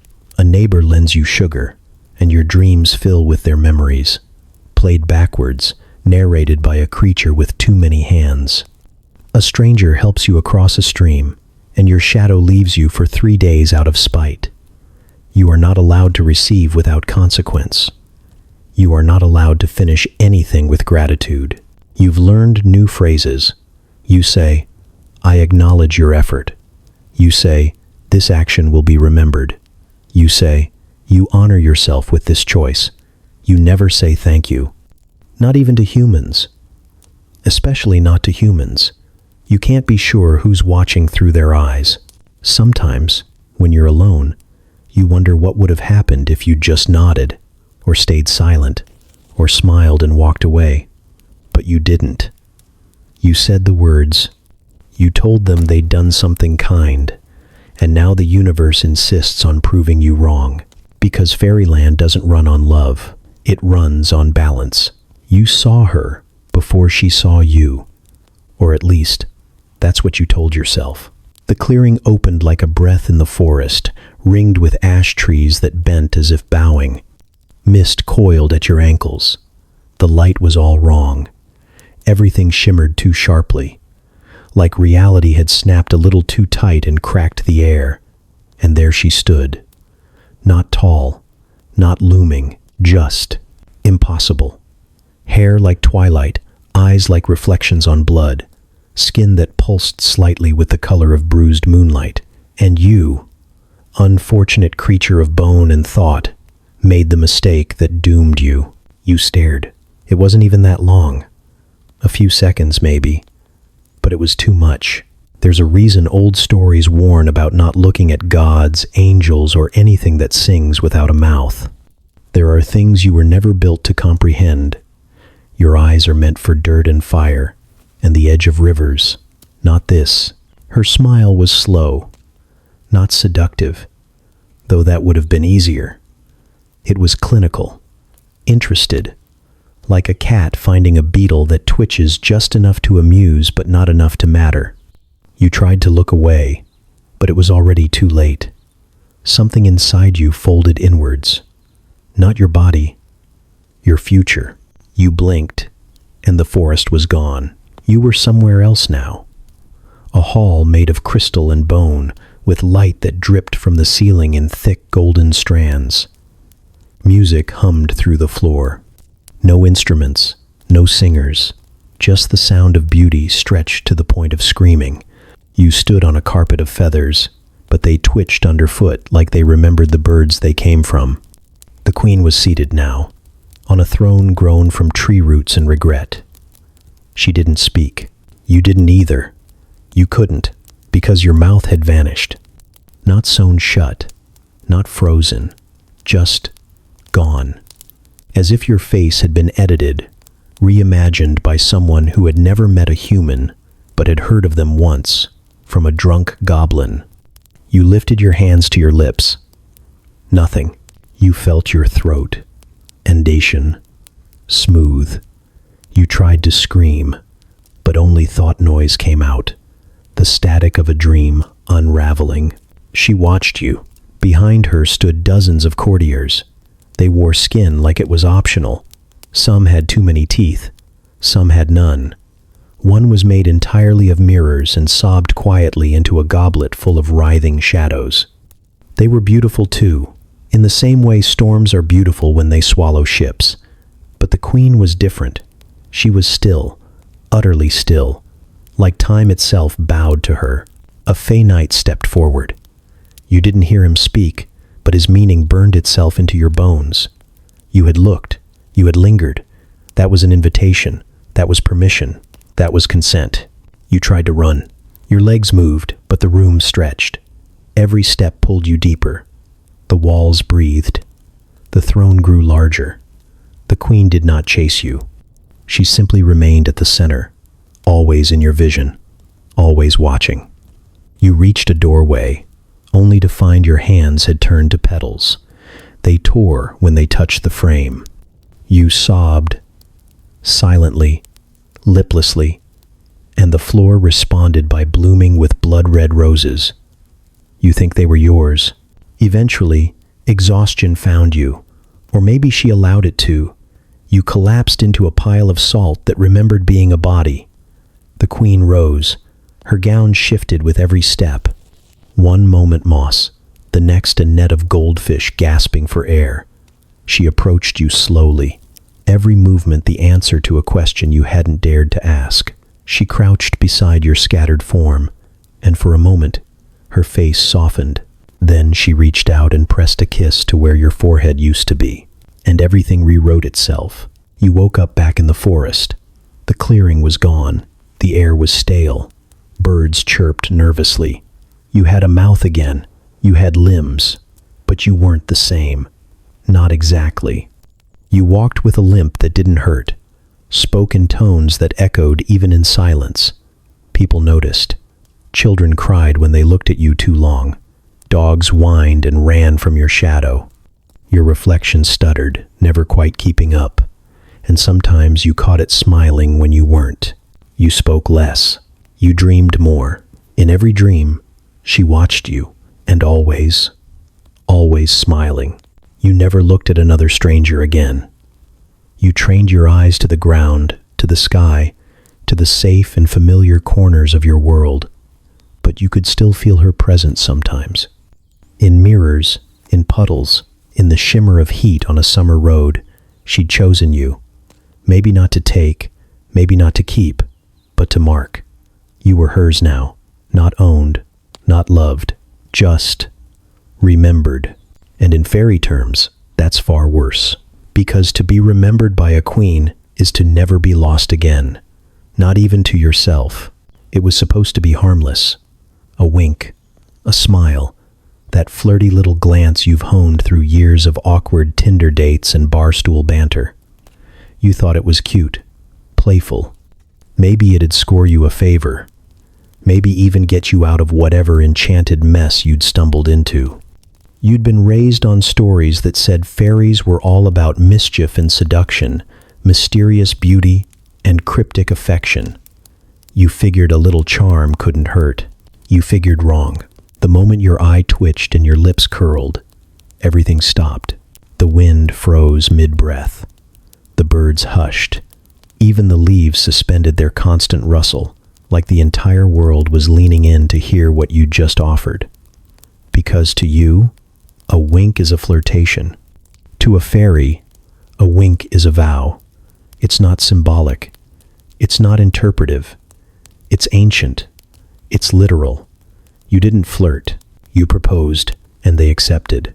The one you winked at, a being made of stars trapped in flesh, with a voice that sounded like flutes played backward, didn't giggle, didn't blush. They stepped forward with a seriousness that belonged in royal courts and blood rights. They placed their hand against your chest and whispered one word in a language you'd never heard, but suddenly understood with terrifying clarity. Mine. You didn't get a chance to explain, to protest, to say, wait, no, I have a job and taxes and unresolved emotional trauma. There was no ceremony. There was no time. One moment you were standing in a glade surrounded by glowing mushrooms and ill-advised curiosity, and the next you were kneeling in a circle of stones that pulsed with heat. They bound you in a ring of silver grass. The sky turned violet. A procession of fae on beetles the size of bears emerged from the trees, tossing flowers that turned to butterflies as they fell. Someone played music on bones. A creature with too many legs painted your forehead with honey and ash.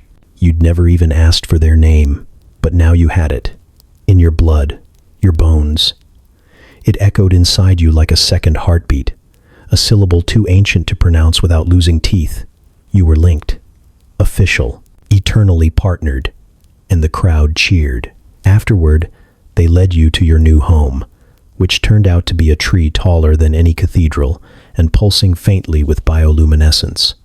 Inside were chambers shaped like lungs, and walls that sighed when you leaned against them. Your new spouse, the one you'd winked at with all the grace of a drunk villager, was waiting. They were radiant, terrifying, unsmiling.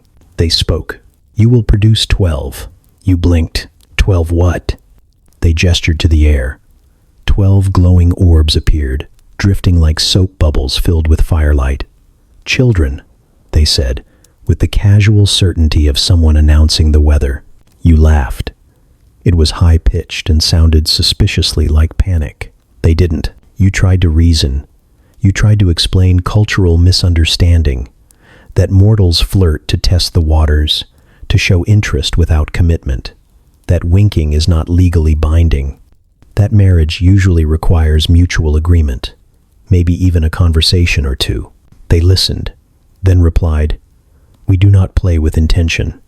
You didn't sleep that night, not because you weren't allowed, but because your new spouse sat across from you and stared the entire time.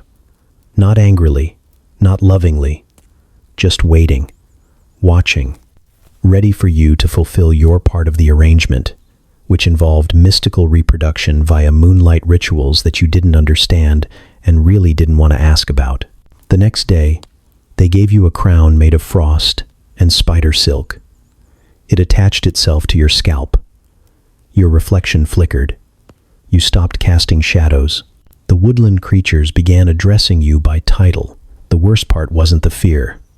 It wasn't even the confusion. It was the way the rest of the fair folk treated you. With reverence, with celebration. They thought you were lucky.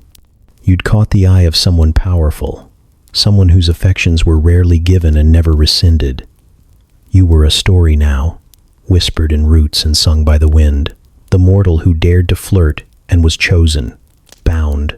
You couldn't leave, not because of chains, because of expectation.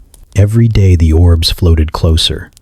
Every night the rituals grew more elaborate. They fed you silver fruit and milk laced with stardust.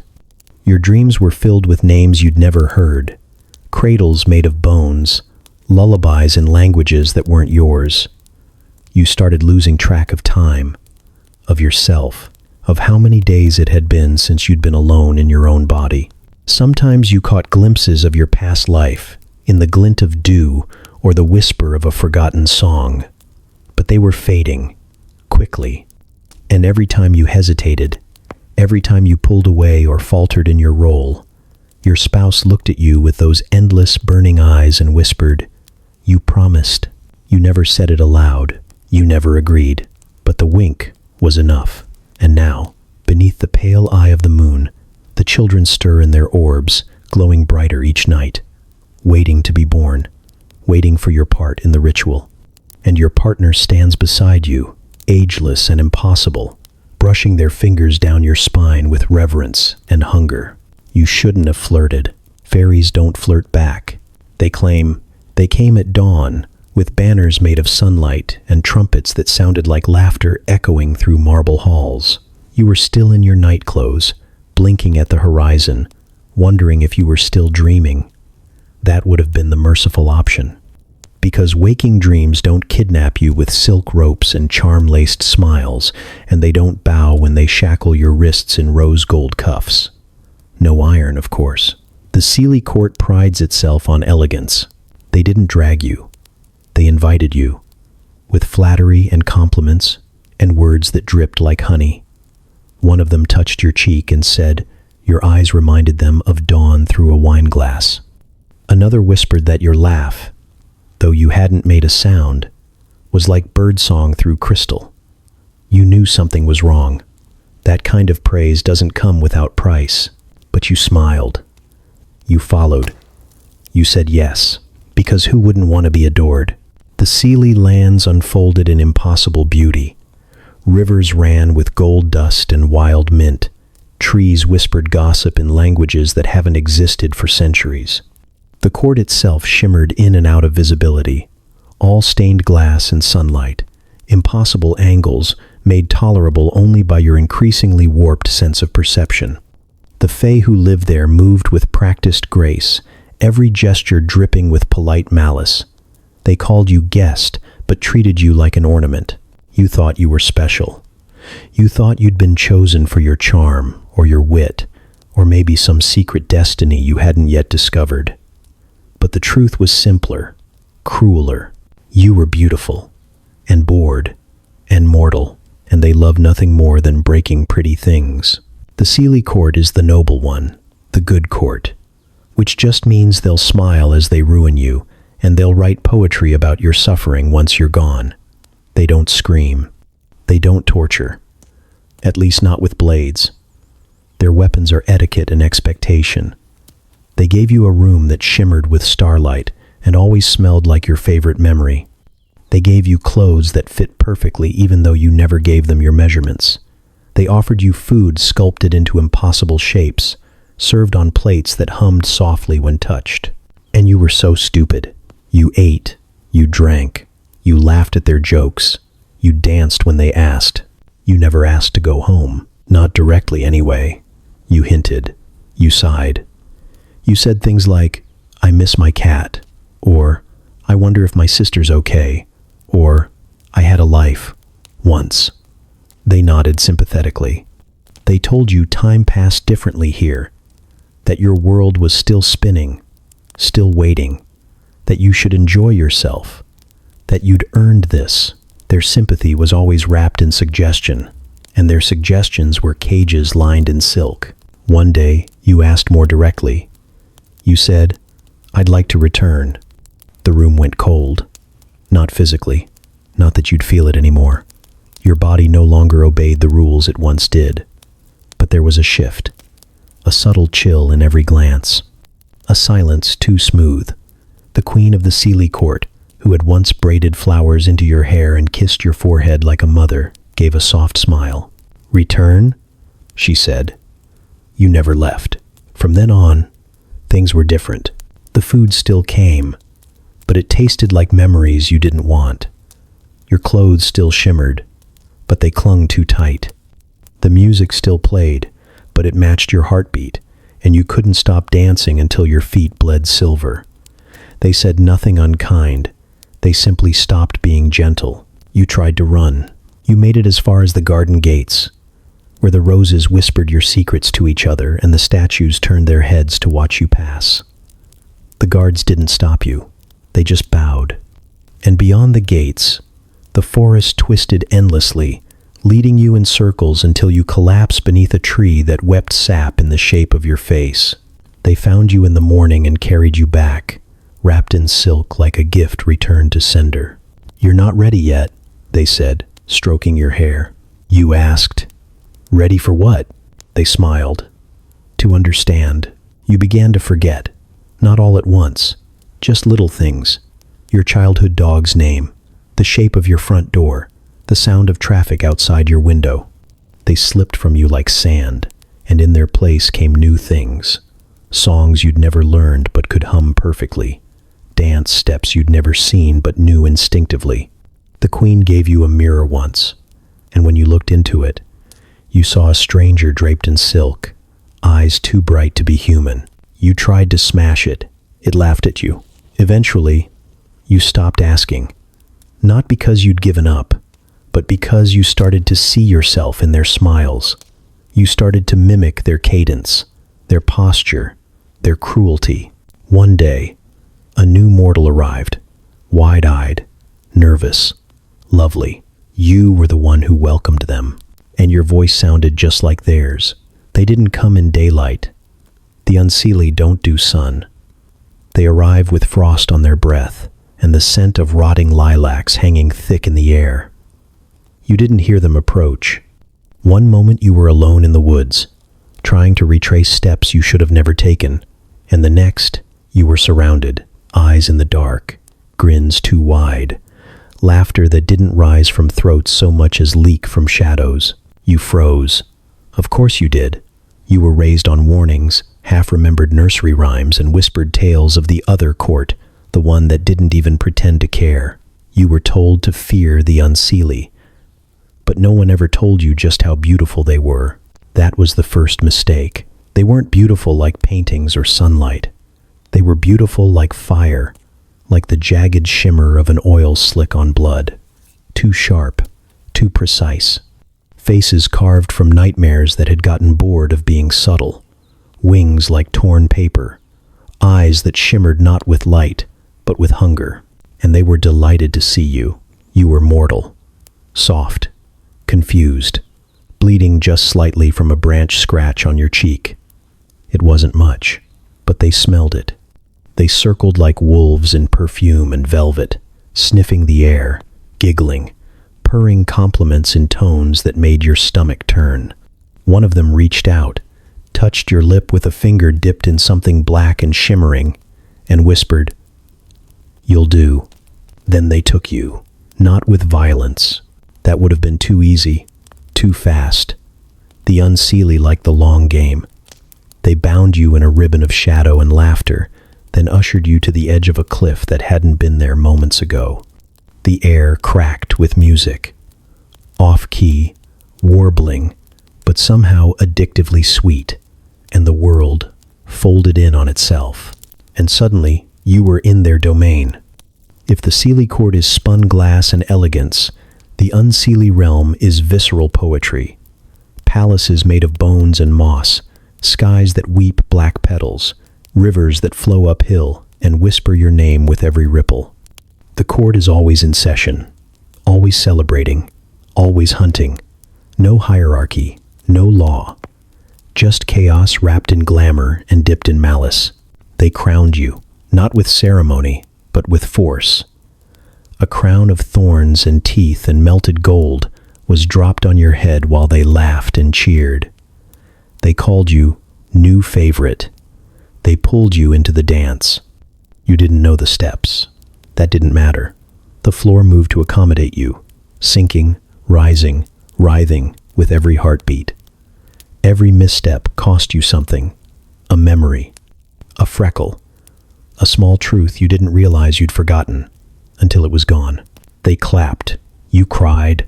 They clapped louder, because nothing amuses the unseelie more than suffering. Not in a villainous twirl-your-mustache sort of way, but in a curious, clinical way. Like children pulling wings off insects just to see what happens.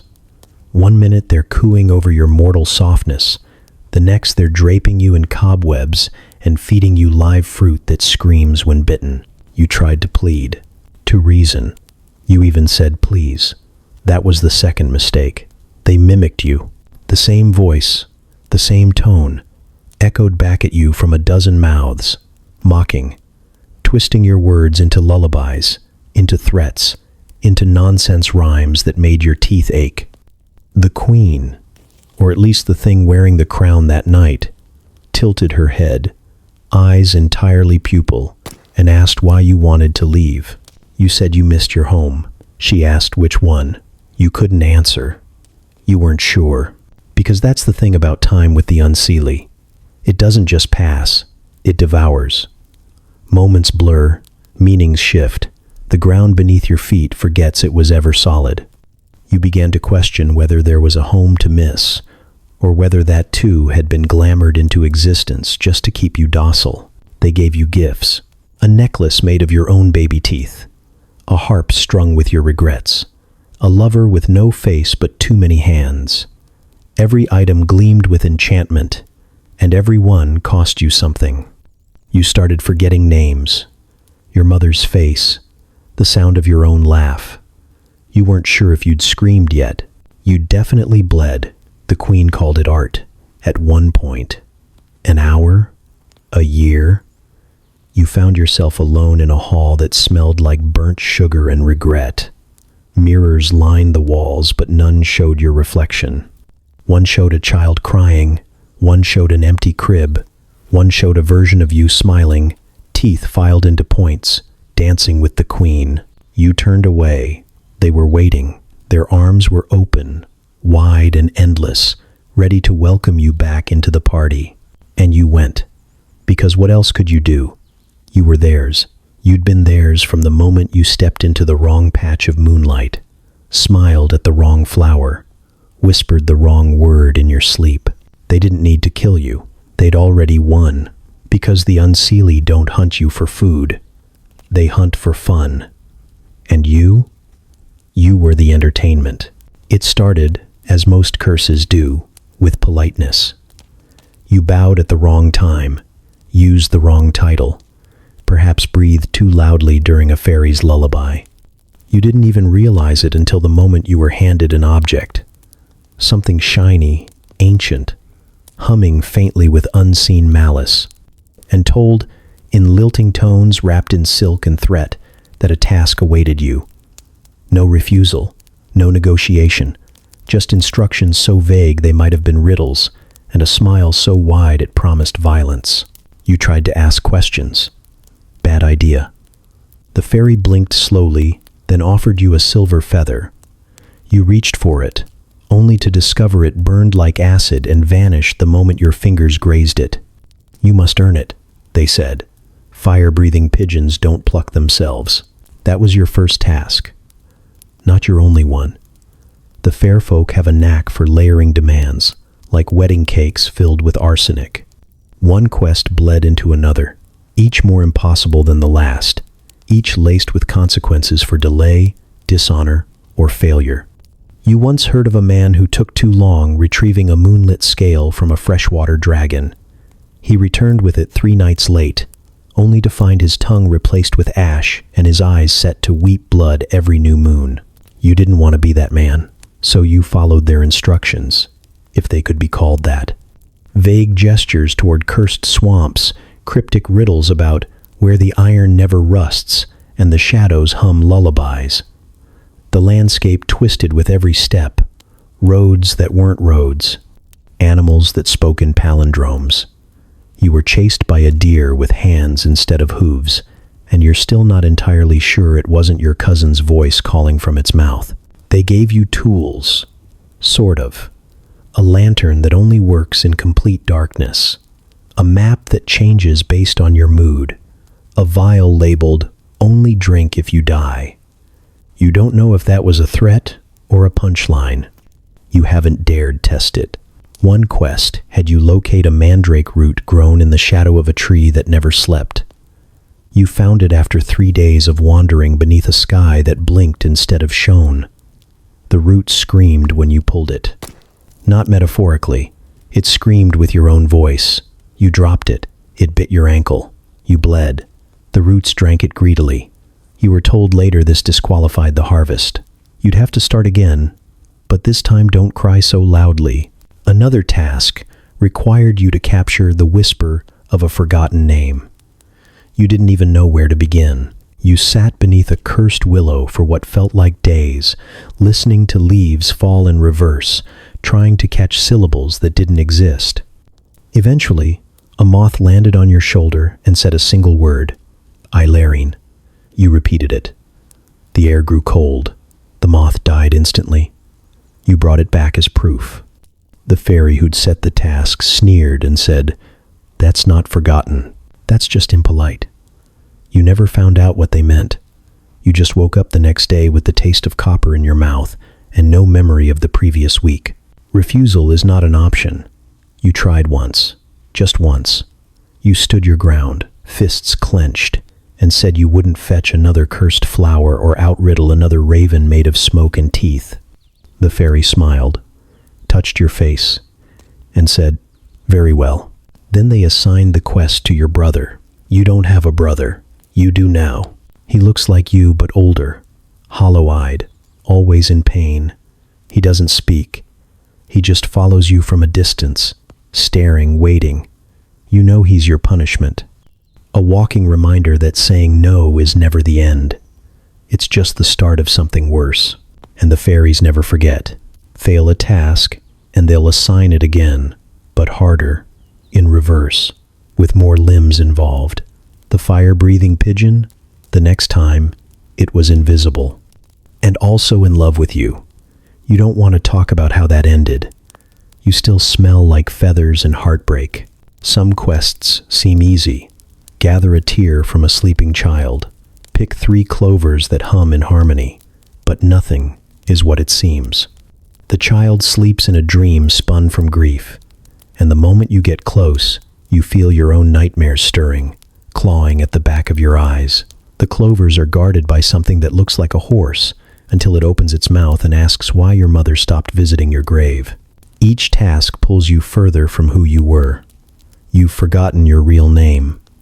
It was taken during a riddle contest with a sprite who kept changing the rules halfway through. Your shadow no longer matches your movements. Your reflection weeps whenever you look at water. You tried writing things down, keeping track of what's real, what's not. But the ink smears itself into poems, and the paper hums lullabies in a language you almost understand. The worst part? There's no end. You thought maybe, just maybe, completing enough quests would buy you freedom. But the fairies don't keep score. Or if they do, it's not with numbers. It's with suffering, with stories, with the weight of your own unraveling. And you're very interesting to them right now, so you keep going. Because you have to. Because each quest is a thread, and you're tangled in a tapestry you never asked to be part of. You collect feathers, tears, bones, memories, pieces of yourself. You give them away, you get them back wrong, but you keep moving, because the moment you stop, they'll smile and give your quest to someone else. You didn't plan to become a midwife, especially not in the forest. Especially not for something that technically qualifies as a tree but screams like a banshee in labor.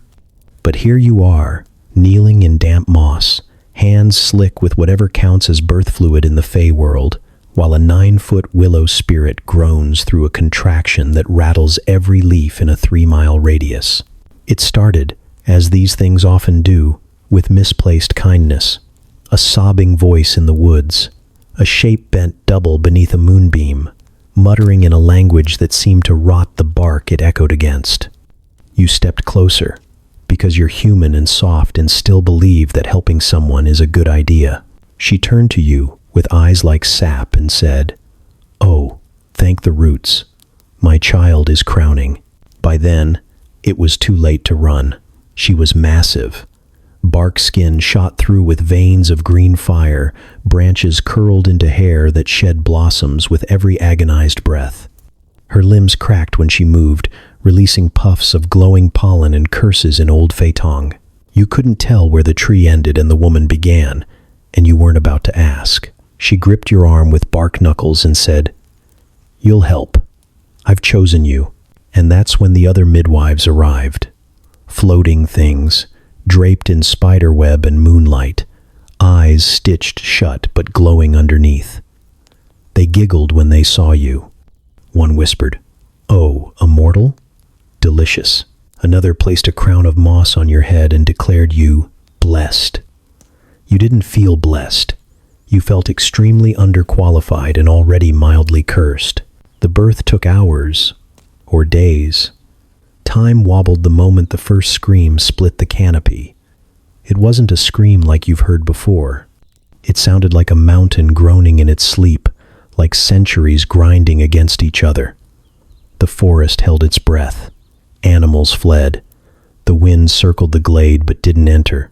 You stayed, because the willow spirit wouldn't let you go, and because somewhere, deep inside, you didn't want to know what would happen if she birthed this thing alone.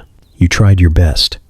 You mimicked what the Fey midwives did, chanting when they chanted, waving herbs when they waved them, even biting your own finger when one gestured for sacrifice. Blood dripped onto the moss and bloomed into blue flowers. That seemed to please them. The baby came out screaming. It wasn't shaped like a human baby. It wasn't even shaped like a sapling.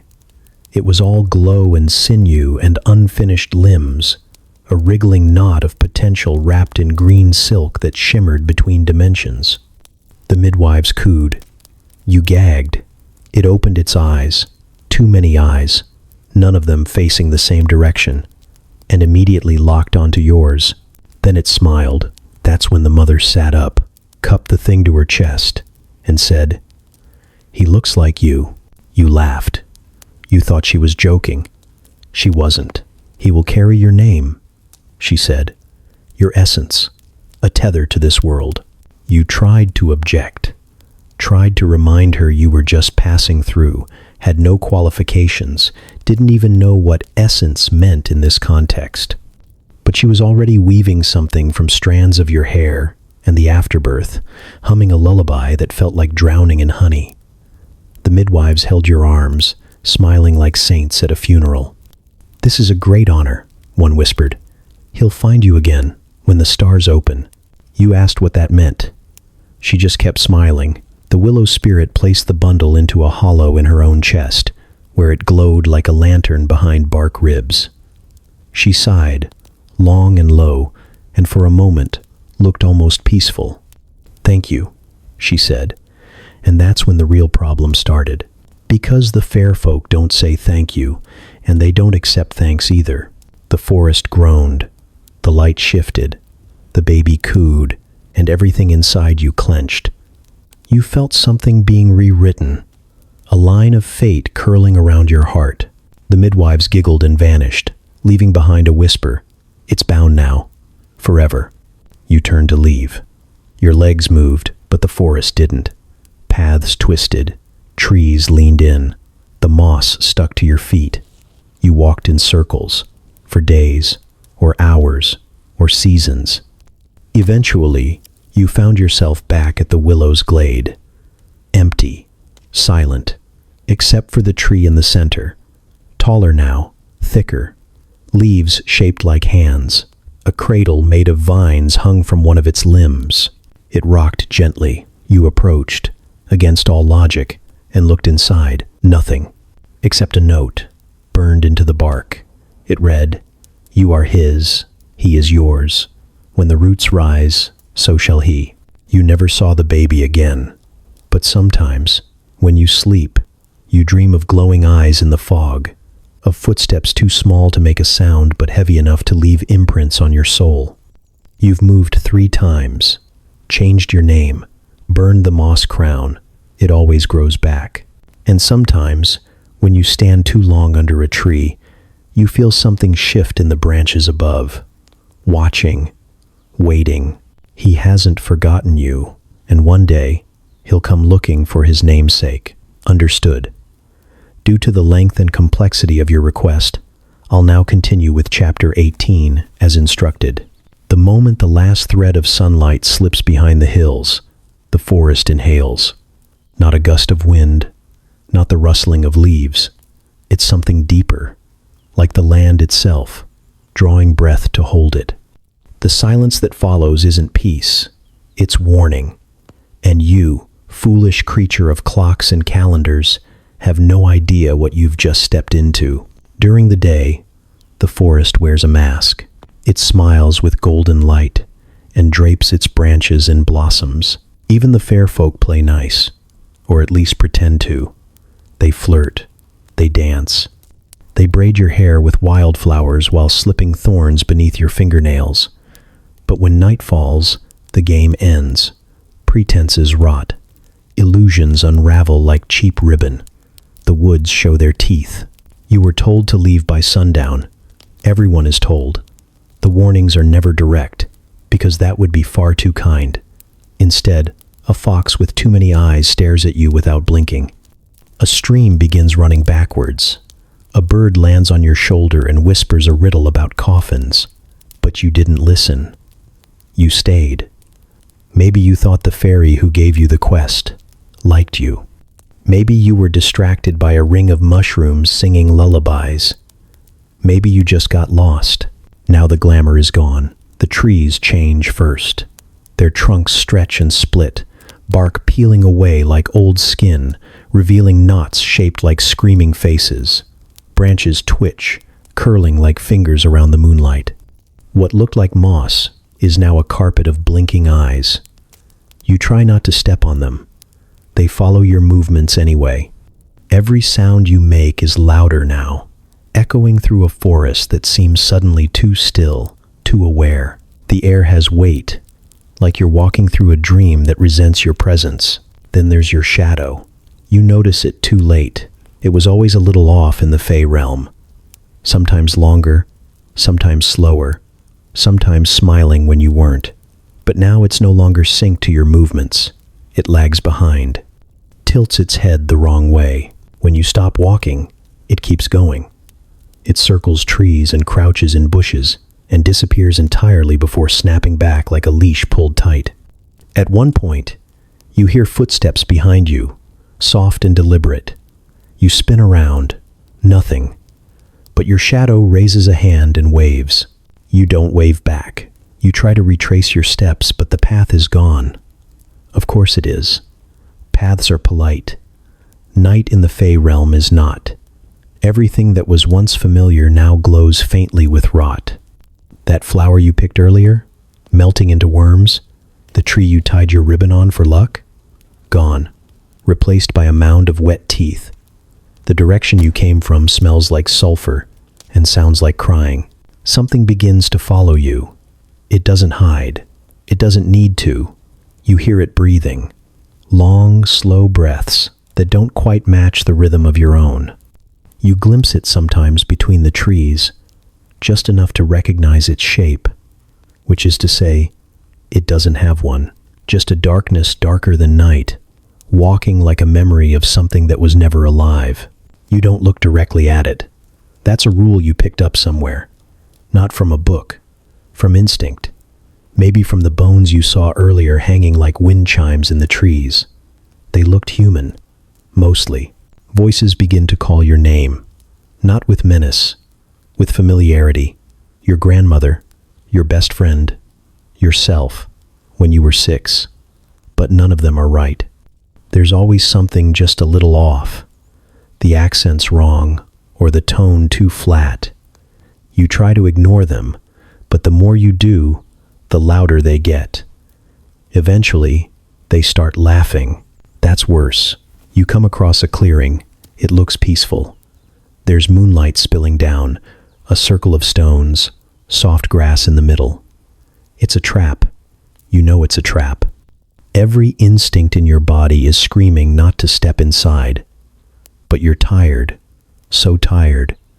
And for one moment, you wonder, what if you just laid down, just for a second? What if you slept, and when you woke up, the sun would be up and everything would be okay again? Then the stones blink. You move on. At some point, your reflection begins to follow you. Not in water, in the air, in the glint of your own eyes. It looks like you, but thinner, sharper, bones pressed too close to skin. It mouths things at you you don't understand. You're not sure if it's trying to warn you or invite you in. Either way, you stop looking at reflections. Eventually, you run. It's not brave. It's desperate. You don't know what direction you're going. You don't care. Anything to get away from the giggling stones, the tree that whispered your childhood fears, the shadow that now walks beside you instead of behind. But the forest doesn't let you leave. It bends around your panic.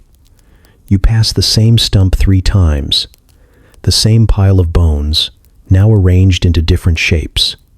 A cradle, a crown, a cage. Your legs give out sometime around not midnight. There's no real time here, but you know you're at the halfway point. The hour when the forest has completely unzipped its skin, and all the beautiful things you met in the day are now hunting in their true forms. You curl up against a rock that hums with energy and try not to cry. Then, something touches your cheek, gently, like comfort. You flinch back. It's your shadow. It reaches out again, but slower this time, waiting, as if asking permission. You don't give it. You just close your eyes and pray for dawn. You don't know if dawn ever comes here. You're not sure if the sun is real anymore. But you make a bargain in your head. You'll never wander again. You'll never pick flowers. You'll never thank anything with teeth. Just let the night pass. Let the glamours return. Let the forest pretend again. You shouldn't have fallen asleep. That much is obvious the moment your eyes open. The ground beneath you isn't the same as when you laid down. It breathes now. Slow, pulsing movements, like the exhale of a creature too big to comprehend. The moss feels warm against your back, and the flowers blooming beside your face are shaped like ears. Real ones, listening. You sit up too fast, and the world lurches with you, bending at the edges like melting glass. You remember the exhaustion, the way it swallowed your judgment whole.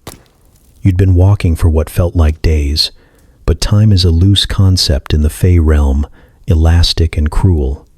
You saw the mound, a soft rounded hill covered in silver clover, shimmering in the moonlight, like it had been dusted with starlight. It looked safe. It looked welcoming. You thought, just for a moment, maybe it was a gift, somewhere to rest, somewhere quiet. You forgot that fairies don't give gifts. Your skin itches. You look down and your arms are wrapped in vines that pulse faintly with green light, as if they've grown directly from your veins. You try to pull them off. They purr. Not audibly, not really, but you feel it in your bones. They don't want to leave. Worse, they don't seem like they need you. You're just a host now, a pot of meat for magical botany. You stand, and the vines slither back into the mound, satisfied, for now. Your fingers tremble. You bring them to your face and gasp. You're glowing, not metaphorically. Your skin is faintly luminescent, traced with intricate patterns that weren't there yesterday. Runes, maybe, or warnings. They shift when you try to focus on them, as if alive, as if hiding. You step away from the mound, and your legs feel heavier than before, like gravity has doubled just for you. Or maybe it's not gravity. Maybe it's the weight of whatever has been stitched into your blood overnight. Then you hear the singing. At first, it's soft, distant, beautiful, in the way wildfires are beautiful from far away. But it grows louder with each step you take, until it's not singing anymore but chanting. And you realize it's you. Your mouth is moving. You don't understand the words. They're old. Older than bones. Older than the first tongue. They curl in your throat like smoke, rising without your permission. You try to stop. You clamp your hands over your mouth. The chant continues, defiant, pouring from your body like a possession. The trees around you lean in. The birds flee. The ground pulses again. You've called something. You don't know what. The glow intensifies. And now you're a beacon in the dark. Every creature within 10 miles knows exactly where you are. Some are curious. Others are hungry. You need to run. But your feet won't move right. They feel fused to the ground. Not held. Claimed. Like the mound marked you. Like it left something behind. A whisper rides the wind. Not in your ear. In your bones. It says your name. Then another. Not quite your name, but close enough to cut. You turn slowly and see a shape standing at the edge of the clearing. Tall, thin, draped in fabric that doesn't catch the light so much as drink it. Its face is wrong in every way that matters. A collage of features you've seen before, but never all at once. It smiles. You dreamed loudly, it says. Its voice doesn't match its mouth. It's coming from somewhere deeper, behind your eyes. You try to answer, but your mouth is still speaking the old language, stubborn and relentless. The creature steps forward, unfazed. You slept in a sacred place, it says. Now you owe it something. You ask, finally wresting control of your tongue, what exactly it wants. The creature doesn't blink. You, it replies. It doesn't lunge. It doesn't scream. It just walks forward and touches your forehead with one finger. Everything goes white. When you come back, You're still standing, still glowing. The mound is gone, flattened, as if it never existed. The vines have vanished from your skin, but the runes remain, brighter now, seared into you like a signature. You feel lighter. No, not lighter. Emptier. You don't know what it took. A memory? A promise? A future that no longer belongs to you? But something is missing, something vital, and you won't realize what it is until it's far too late. You stumble through the woods, back into the nightmare garden that calls itself a forest. Nothing follows you now. Nothing needs to. You've already been claimed. And deep below, in the earth that once cradled your body like a lover, something stirs, something that knows your name, because you didn't just sleep in a fairy mound. You made a vow in your dreams, and vows spoken in sleep are still binding. You thought you were the guest, the curious human who stumbled into an ancient world of wonder, danger, and inconveniently charming riddles. You thought they were entertaining you for sport or amusement or some twisted version of hospitality. But now you know. You're not the guest. You're the offering. It begins when the festivities stop. There's no announcement, no fanfare.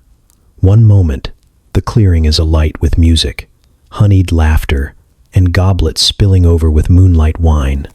The next, silence. Not an absence of sound, but a vacuum. The kind of silence that feels like standing in the eye of a storm, every breath borrowed. 100 fair faces all turn to you at once, and that's when the nausea sets in. Not from the food, not from the drink, but from sudden, violent understanding. You were never meant to leave. You don't ask questions because you already know the answers, even if you hate them. You feel it in the way they look at you. Not maliciously, but with the calm detachment of someone who's just realized the pig they've been fattening is finally ready for slaughter. You were invited, yes. Welcomed, yes. Fed and flattered, and adorned with garlands that now feel more like shackles. But it was never because they liked you. It was because the time has come. Tithes must be paid. It's the cost of doing business, even for immortals, especially for immortals. See, the Fae don't rule their world alone. There are older things, hungrier things, clawing at the boundaries of this realm with barbed patience. To keep them at bay, deals were struck, ancient pacts sealed with blood and bone and breath. And those pacts demand payment, regularly. Fairies are clever, but they're not fools. They won't offer up their own. Why should they, when humans are so much easier to trick? You were never the first. You won't be the last. There were others before you, farmers, lovers, children who followed butterflies too far from home, each one swept up in a whirl of magic and mist and mistaken gratitude, given just enough joy to make the betrayal sting. And when the veil between worlds thins, when the collection must be made, the Fae know what to do. They choose the softest target, the one who smiled, the one who stayed, the one who said thank you. Tonight is the night. They dress you in silver thread and crown you with bone-white flowers. You try to run once, not far. Your feet stop working at the edge of the clearing, as if the air itself has turned to stone. A gentle hand touches your cheek, and you hear the words whispered in 100 voices. Don't spoil it. Your mouth fills with salt. You're led to a circle of standing stones that wasn't there yesterday. Or maybe it was, but cloaked in glamour. Now they burn with runes too old for memory, and the center of the circle glows with a sickly, pulsing light. You ask what it is. No one answers. Someone laughs. The queen arrives, and the earth bends beneath her feet. She doesn't speak to you. She speaks over you. The offering is ready, she says, voice ringing like cracked crystal. The contract is honored. You scream then. Not a proud scream, not a brave one. A raw, hoarse, childlike thing that bubbles up from your ribs and breaks against your teeth. They let you. They always let you. It's part of the process. Fear flavors the offering. The ground opens, not with fire. That would be merciful. It opens like a wound, slow and glistening, revealing something underneath that isn't a place but a presence. You don't see it, not directly. Your eyes won't focus, like they're trying to protect you from your own fate.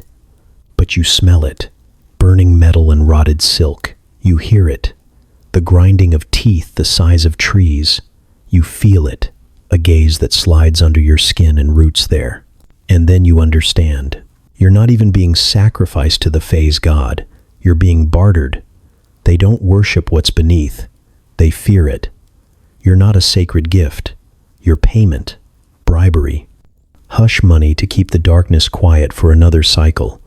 A life in exchange for peace. Your life for their freedom.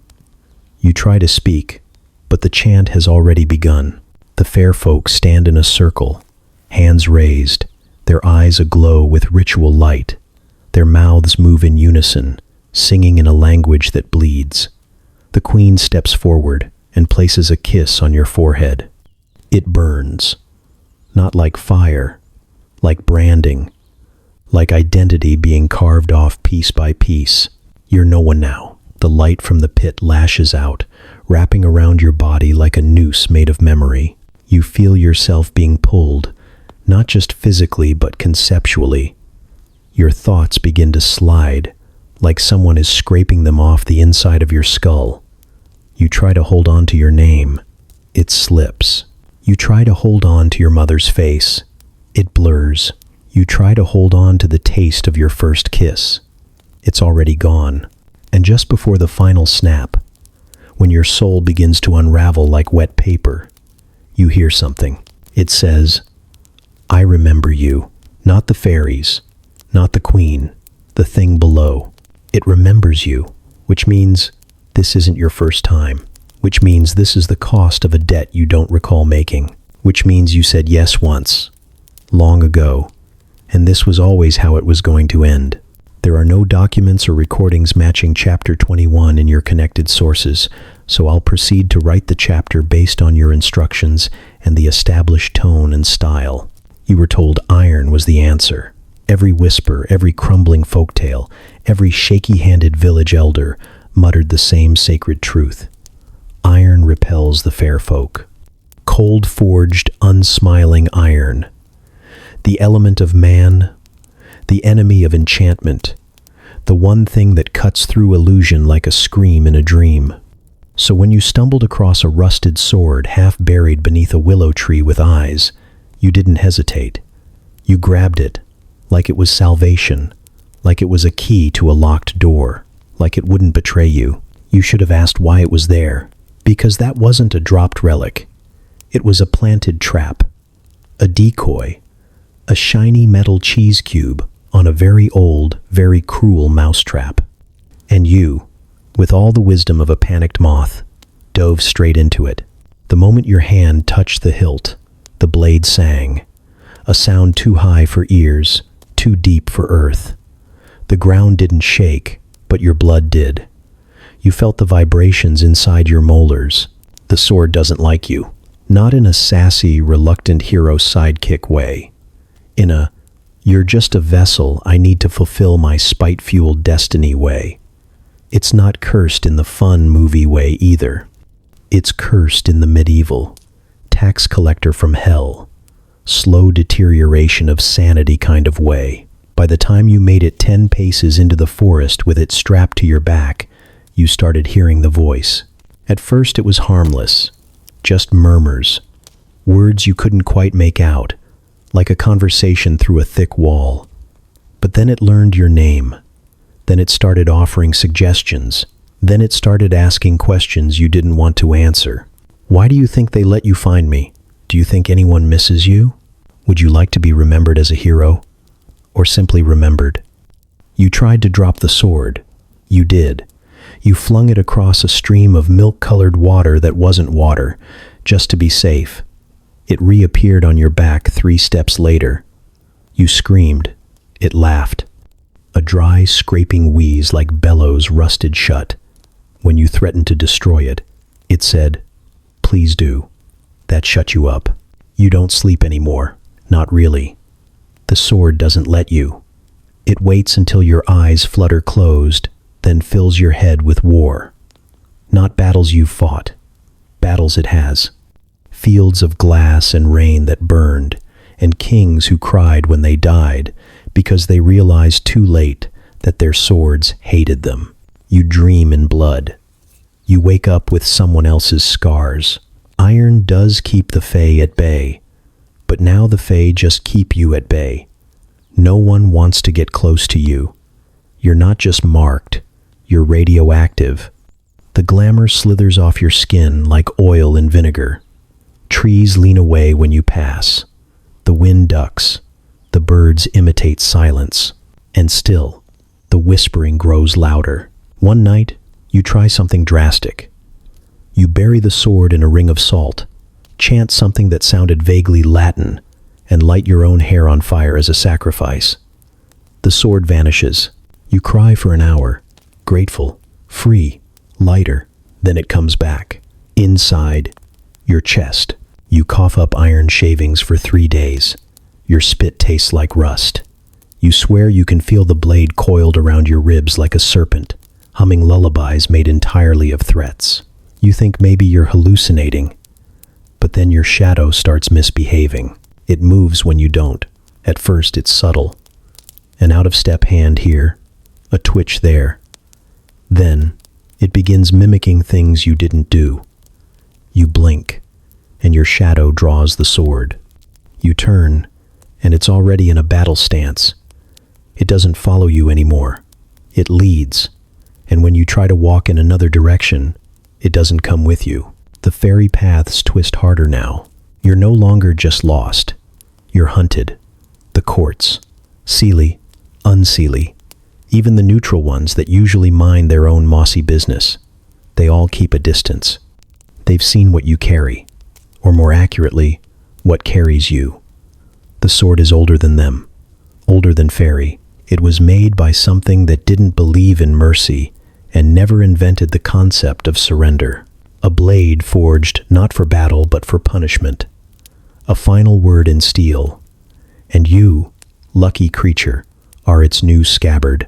You can't take it back to the human world.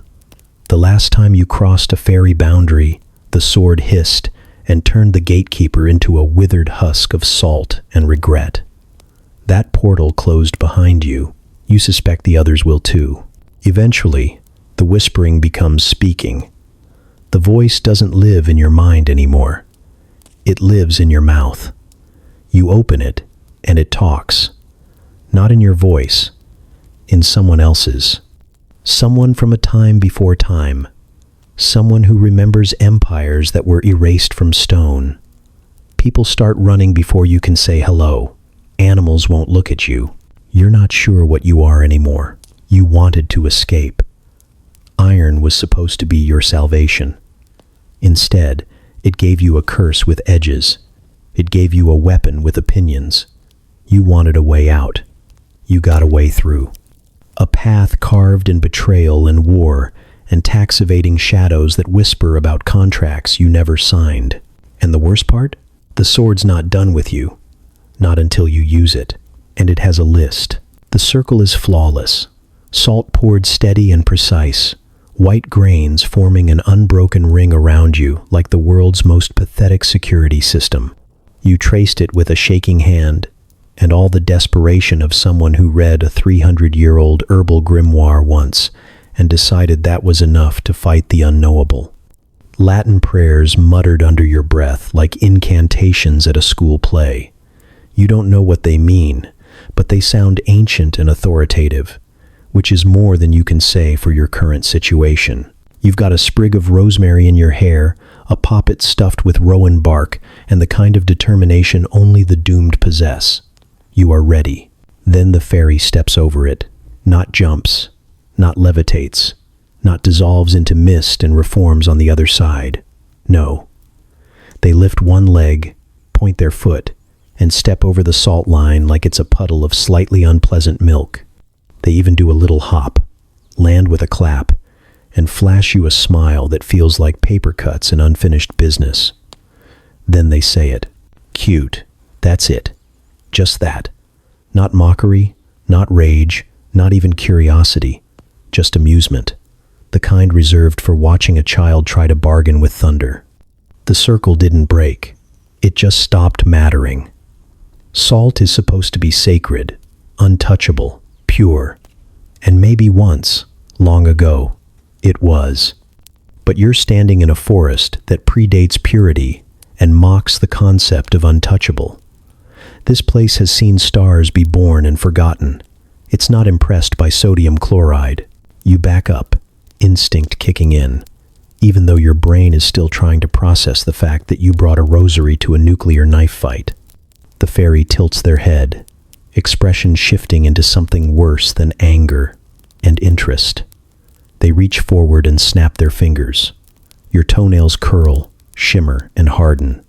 You blink, then look down in horror as each nail begins to morph, layers forming, twisting, compacting into polished orbs that glisten like moonlit oysters. Pearls. Your toenails are turning into pearls. You scream. Not because it hurts, but because it's wrong. There's no pain. That's what makes it worse. It's happening like it was always meant to. Like your body just needed permission. And the fairy watches with mild delight, admiring their handiwork like a bored sculptor. You try to speak, but your mouth feels thick with sap. The Latin prayers turn to slush on your tongue. The words you memorized from that badly translated blog post suddenly refuse to form. Your holy water evaporated the second you pulled it out. You thought that was heat. It was disdain. You reach for your charm bag. String, sage, hematite, and the fairy plucks it from your hand before you can even murmur a syllable. They sniff it. Their nose wrinkles. Etsy, they say, voice like moss and mirrors, and let the bag crumble into dust that smells faintly of regret and patchouli. You run, because of course you do. Because the only thing left is movement. And even though you know running from a being who treats time like a polite suggestion is stupid, staying feels worse. The trees don't stop you. They shift, tilt, create paths that weren't there. And somehow that's the most terrifying part. You're not being hunted. You're being herded. You stumble into another clearing, one you swear you passed already, and drop to your knees. You draw another circle, faster this time, more salt, more urgency. You shout the words now, butchered Latin, echoing into a sky that stopped acknowledging you about 10 minutes ago. The circle glows. That's new. You take it as a win. Then the fairy walks through it. They don't even pause. Just saunter in with their arms behind their back, whistling a tune that rearranges your teeth in your mouth until you bite down and feel something sharp that shouldn't be there. You stop mid-prayer. The glow dies instantly. Better, they say, looking around at the circle. Still not great. You cry, quietly, because it's not just fear anymore. It's the realization that you're playing by rules that were never meant to protect you. Salt is a symbol. Words are echoes. The poppet, the charm, the iron nail you hid in your boot. They're all theater. And the stage is crumbling. The fairy crouches next to you, close enough that their breath brushes your skin. It smells like apples and rot, like something sweet trying to hide the stench of decay. They tilt their head again, and their eyes shift. One's blue, one's a swirling void filled with screaming faces. They speak softly now, almost kindly. You're very loud. You apologize. Of course you do. Reflex. You don't even realize it's a mistake until they hiss, recoil like you've spat in their face, and touch your arm with one finger. Cold spreads through you, frostbite without frost, and your bones ache like they've been buried too long. Never thank, they whisper. Never apologize. Words are contracts. You don't want to owe me anything. It's too late. You've already said too much. You've begged, pleaded, offered things. You gave away names. Your full name. 3 times. You're basically a living signature on a blank document. You may as well have handed over the deed to your soul, along with a fruit basket and a scented candle labeled, "Bless this mess." And still, in some stubborn, stupid part of your heart, you hold on to hope. Because hope is the last thing to go, the last flicker before the candle gutters. Maybe there's another charm, another phrase, another ingredient you missed. Maybe there's a clever loophole, some obscure bit of folklore you can weaponize. The fairy smiles again. They love that part. They love watching the hope die. It's always their favorite. She wasn't supposed to be the wrong one. That's what hurts the most. Not the deal, not the consequences, not even the fresh horror of waking up with feathers sprouting from your jawline and a screech instead of words. It's the betrayal, because she smiled when you found her. Warm, soft, familiar. She reminded you of your grandmother, if your grandmother had ever glowed slightly and hovered 2 inches off the forest floor. She wore a shawl. She brewed tea over a fire that didn't burn wood. She said she helped travelers. She said she helped the lost. You were so stupidly grateful. Your hands were bleeding from bramble cuts.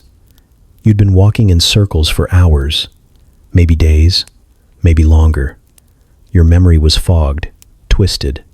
You remembered starting a hike, and then, somehow, a fork in the path that hadn't existed before. Then the woods changed. The birds went silent. The sky dimmed even though it was noon.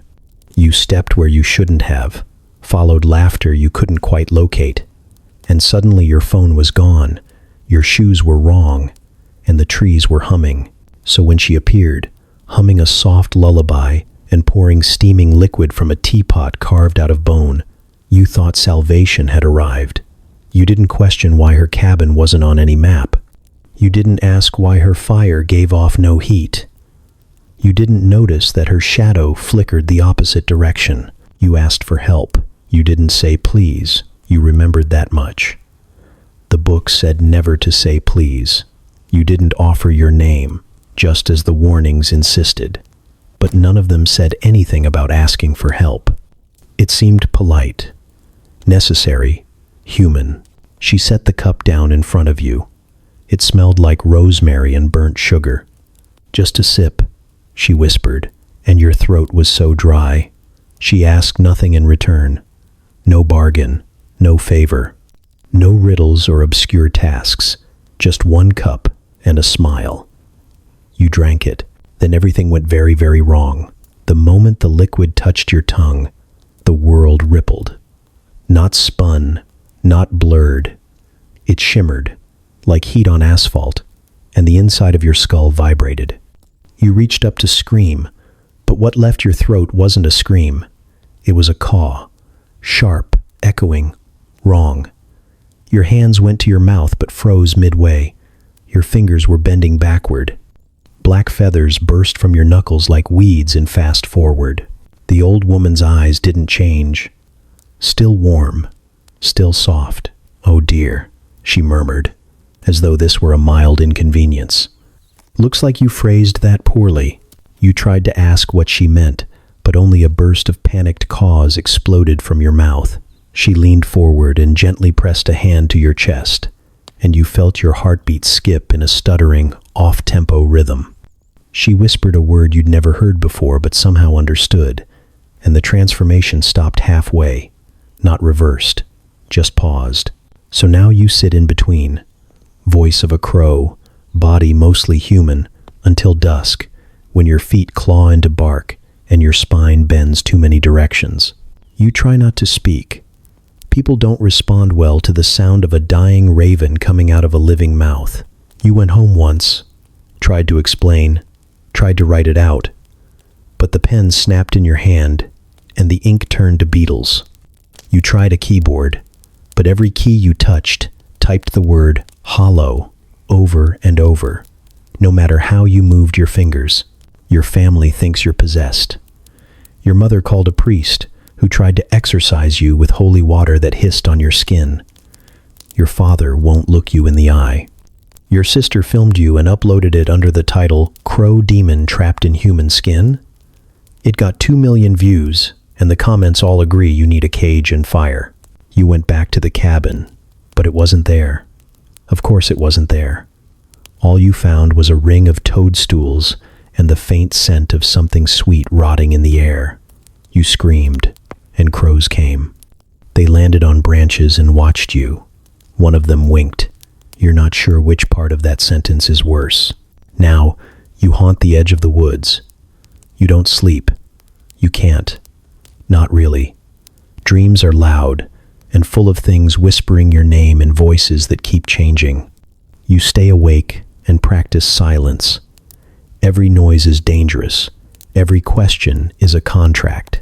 And you remember her face, the way she tilted her head when she said, "Looks like you phrased that poorly," like she was disappointed you weren't more careful, like this was your fault. And maybe it is. Maybe asking for help in a place where rules are suggestions and kindness is camouflage was the most reckless thing you could have done. You see her sometimes, not up close, in reflections, in the gleam of a puddle, or the glint of a mirror that cracks just after you blink. She's always smiling, and her voice, not yours anymore, not for a long time, sometimes comes back to you in dreams. But when it does, it's only ever saying the same thing. You asked, running felt like the right thing to do. Your instincts screamed it. Your feet obeyed before your brain caught up, and your breath hitched with the raw urgency of prey. Trees blurred past you in streaks of green and shadow, and the only thought clanging through your head louder than your heartbeat was escape. Escape the whispers. Escape the path that grew thorns behind you. Escape the distant laughter that never stopped sounding like it was right beside your ear. But the forest didn't appreciate being fled from. It's not a place you leave. It's a place that decides how long you stay. At first, it just felt like you were making bad directional choices. North became west. West circled back to the stream you passed 20 minutes ago, even though you'd been sprinting in the opposite direction. Your phone, long since drained, offered nothing but a black mirror reflecting a very pale, very anxious face. You dropped it when the path beneath your feet shimmered like oil and rippled as if laughing. You blinked and realized you were standing back at the starting point, where the mushrooms still pulsed in quiet judgment. So you tried climbing. The logic made sense. Height equals visibility. And maybe you could see a break in the trees, a road, something human. You scrambled up the thickest trunk nearby, branches slicing your palms and moss coating your boots. The bark felt warm. It pulsed slightly. You ignored that. You were nearly 10 feet up when the branch beneath you sighed. Not creaked, sighed. Then it inhaled. You woke up coughing leaves. Not metaphorically, actual leaves. Your throat was coated in sap, and your lungs felt heavy, as though something was growing in them, feeding gently off your panic. You gasped, and your breath came out laced with pollen. You tried to scream and exhaled a cloud of golden dust that shimmered before falling like snow. The tree you had climbed now loomed behind you, silent and still, but your spine ached with its shape. Every breath you took felt like roots curling deeper. You ran again. The ground changed beneath you. Grass melted into cobblestone, which shifted to mud, then sand, then something slick and blue that glowed faintly when you stepped on it. You stopped trusting your eyes after the path transformed into a staircase leading nowhere, and the moon split in two overhead. Sound disappeared. You screamed, but there was no echo.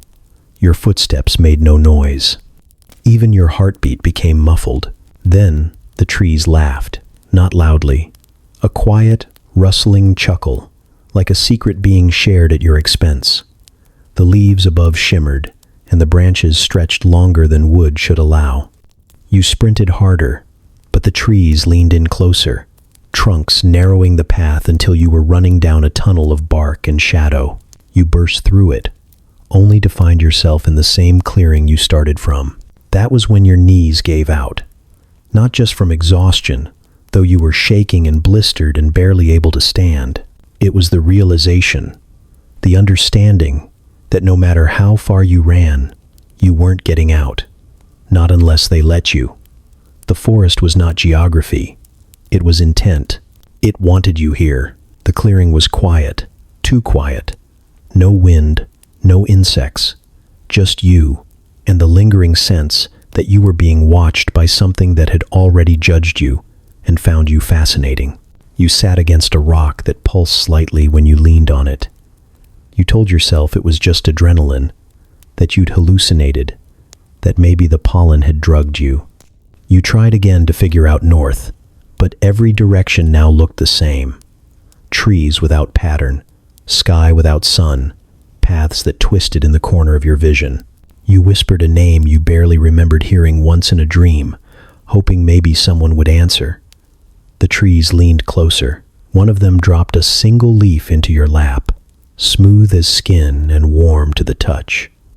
You didn't thank it. Your legs no longer felt entirely yours. The ache was deeper now, not in the muscles but in the bones.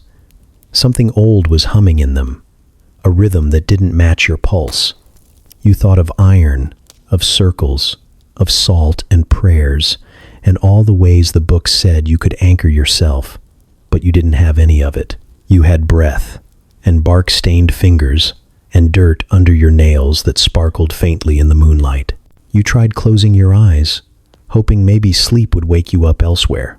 Instead, you dreamed of roots, yours, growing downward, anchoring.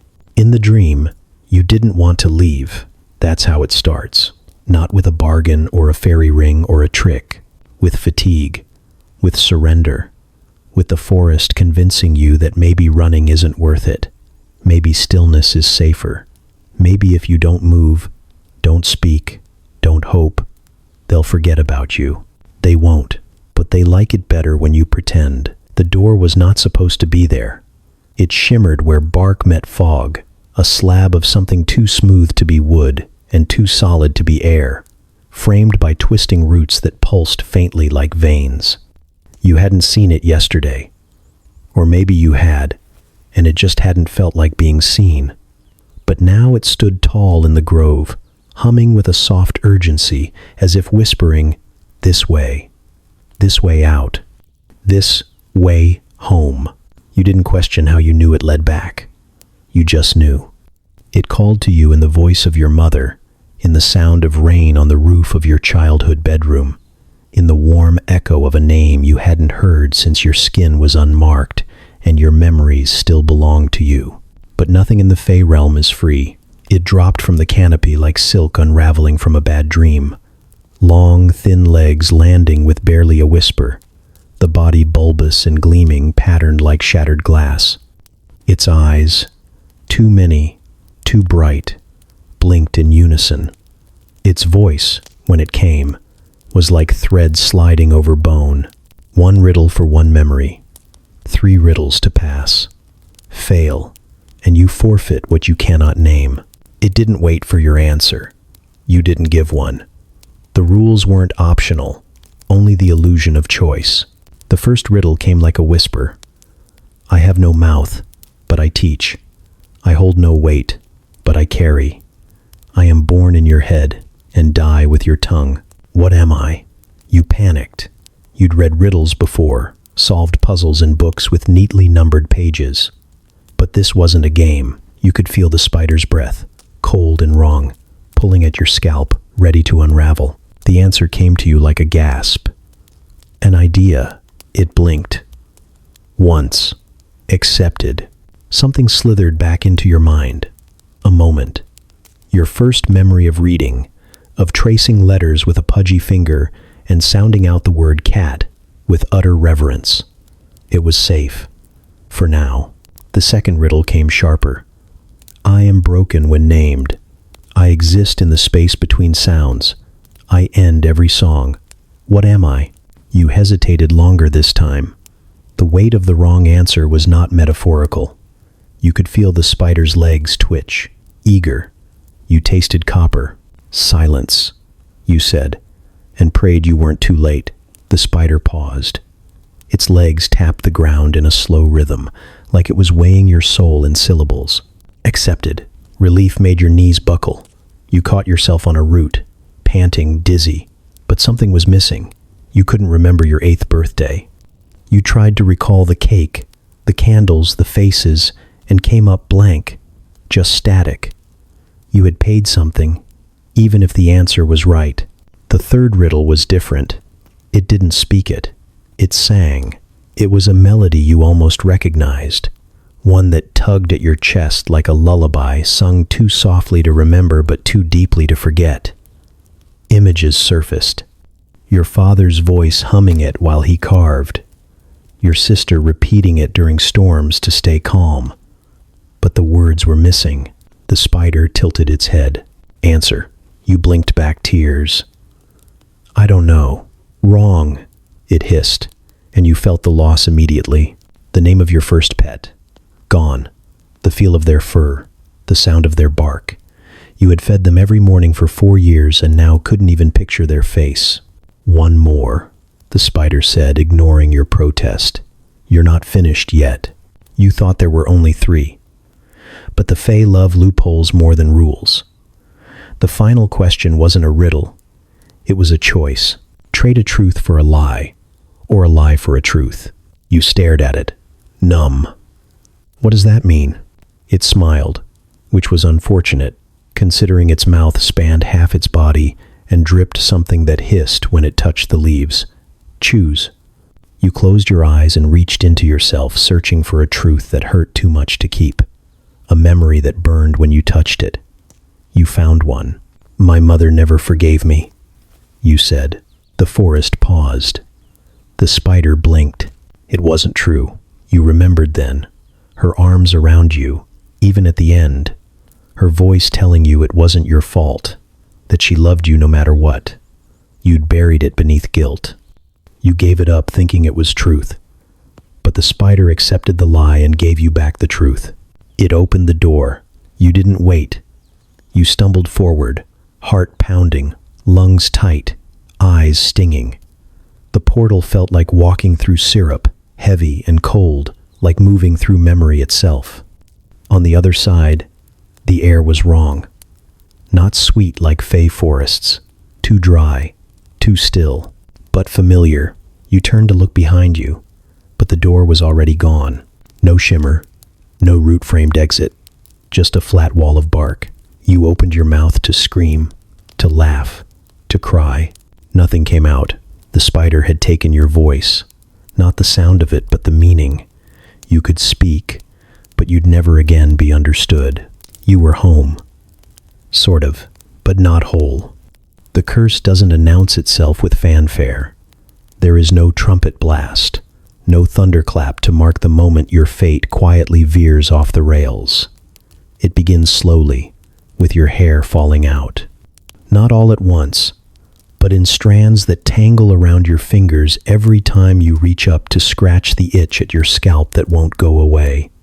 It smells faintly of lavender and rot. That should have been your first clue. You try not to notice at first. Maybe it's stress, maybe diet. Maybe the air in your cottage just doesn't agree with you anymore.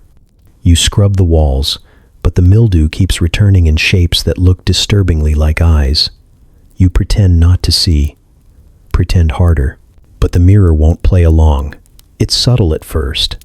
Your reflection blinking half a second after you do, a crooked smile lingering just a little too long. You tell yourself it's your imagination, that you're just tired, that you shouldn't have drunk that stream water with the rainbow sheen. You laugh at yourself, nervously, and that's when it speaks. Not aloud, not in your voice, but from behind the glass, lips unmoving, teeth too sharp. It tells you a secret, just one. A truth so old and so ugly you feel it tear something soft in your chest. You never look into a mirror again, but reflections aren't loyal. They show up in puddles, in polished wood, in the glint of someone's eye when they turn to ask if you're all right and flinch at what they see. You're not all right. By the second month, the dreams start. You try not to sleep, but sleep comes anyway. And with it, the bees. Not real bees. Not exactly. But their sound fills your ears like static, like 1,000 tiny voices trapped inside your skull, buzzing secrets you can't quite understand. In your dreams, They crawl from your nose and mouth, sting your gums, build hives in your ribs. You wake gagging, covered in sweat and the faint scent of honey. Sometimes the honey is real. It pools in the corners of your room, sticky and red gold, but when you try to collect it, it vanishes. One time, you found it smeared across your pillow in the shape of a handprint. It wasn't yours. Then come the walls. At first, it's just dampness. Then, bleeding. Thin rivulets, bright as berries, running down the stone like it's weeping. You scrub until your knuckles bleed, but it returns, seeping from the mortar, smelling of iron and old roses. You patch it. It comes back. You speak to it, beg it to stop. It whispers back, low and rhythmic. A lullaby in a language that makes your teeth ache. The villagers won't come near anymore. They whisper when you pass, clutch charms made of rowan and salt. Children cry if you look too long in their direction. Your cow gave birth to a calf with human eyes. Your hens lay eggs filled with ash. The blacksmith's wife had a dream about you, screaming in the forest, your eyes stitched shut with silver thread. She hasn't spoken since. It's not just you anymore. Your brother's daughter wakes up with bee stings on her tongue. Your cousin dreams of drowning in honey, her lungs filling sweet and thick. Your uncle hung himself in the barn after telling everyone the sun had whispered to him that you were the beginning of the end. You stopped attending funerals after the third one. You tried burning your clothes, the ones you wore that day, but the fire hissed and sputtered and died. You tried burying the acorn they gave you, the gift that started it all, but it dug itself back up, sprouted a small, twisted tree overnight. Its bark pulses. Sometimes it bleeds. You tried. Confession, prayer, screaming, nothing helps. You considered ending it. Rope, blade, river. But when you stood at the edge of that cliff, the wind whispered your name and told you the truth. The curse won't end with you. It's in your blood now. One day, someone will dig up your bones and wonder why they're covered in honeycomb. One day, a child will wake from a dream about a woman with bee wings and no face, and they'll hum the lullaby you never meant to teach anyone. One day, a mirror in some distant house will glitch for a moment too long, and the person staring into it will hear you laugh. You don't die. Not really. You spread, so you build a garden. Nothing grows in it except nightshade and bones, but you pretend anyway. You plant seeds made of teeth. You sing to them with your reflection's voice. You name each worm that crawls across your palms. You are legacy now, a lesson wrapped in skin, whispered through time by buzzing wings and bleeding walls. You're the story mothers tell their children when they beg too loudly in the woods, the shadow at the edge of every mirror, the price someone else will pay because you said thank you to the wrong set of glowing eyes. The curse lives, and it remembers your name. You don't remember crossing the threshold. One moment you were kneeling in the grass, pleading with the gnarled willow for mercy or directions or a sliver of anything human, and the next you were blinking in the sunlight outside your village gates, mud caked in your ears and blood dried under your fingernails. No one greeted you.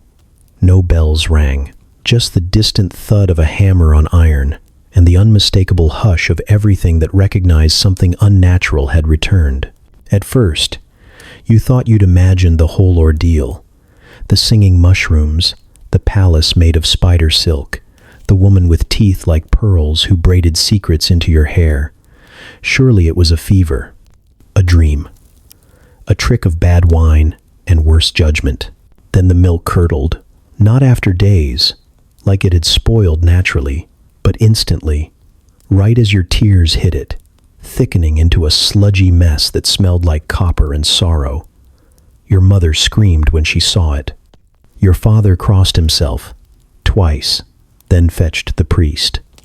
The priest lit candles. You blew them out without touching them. No one spoke after that. The chickens refuse to roost near your room. The dogs howl when you step outside.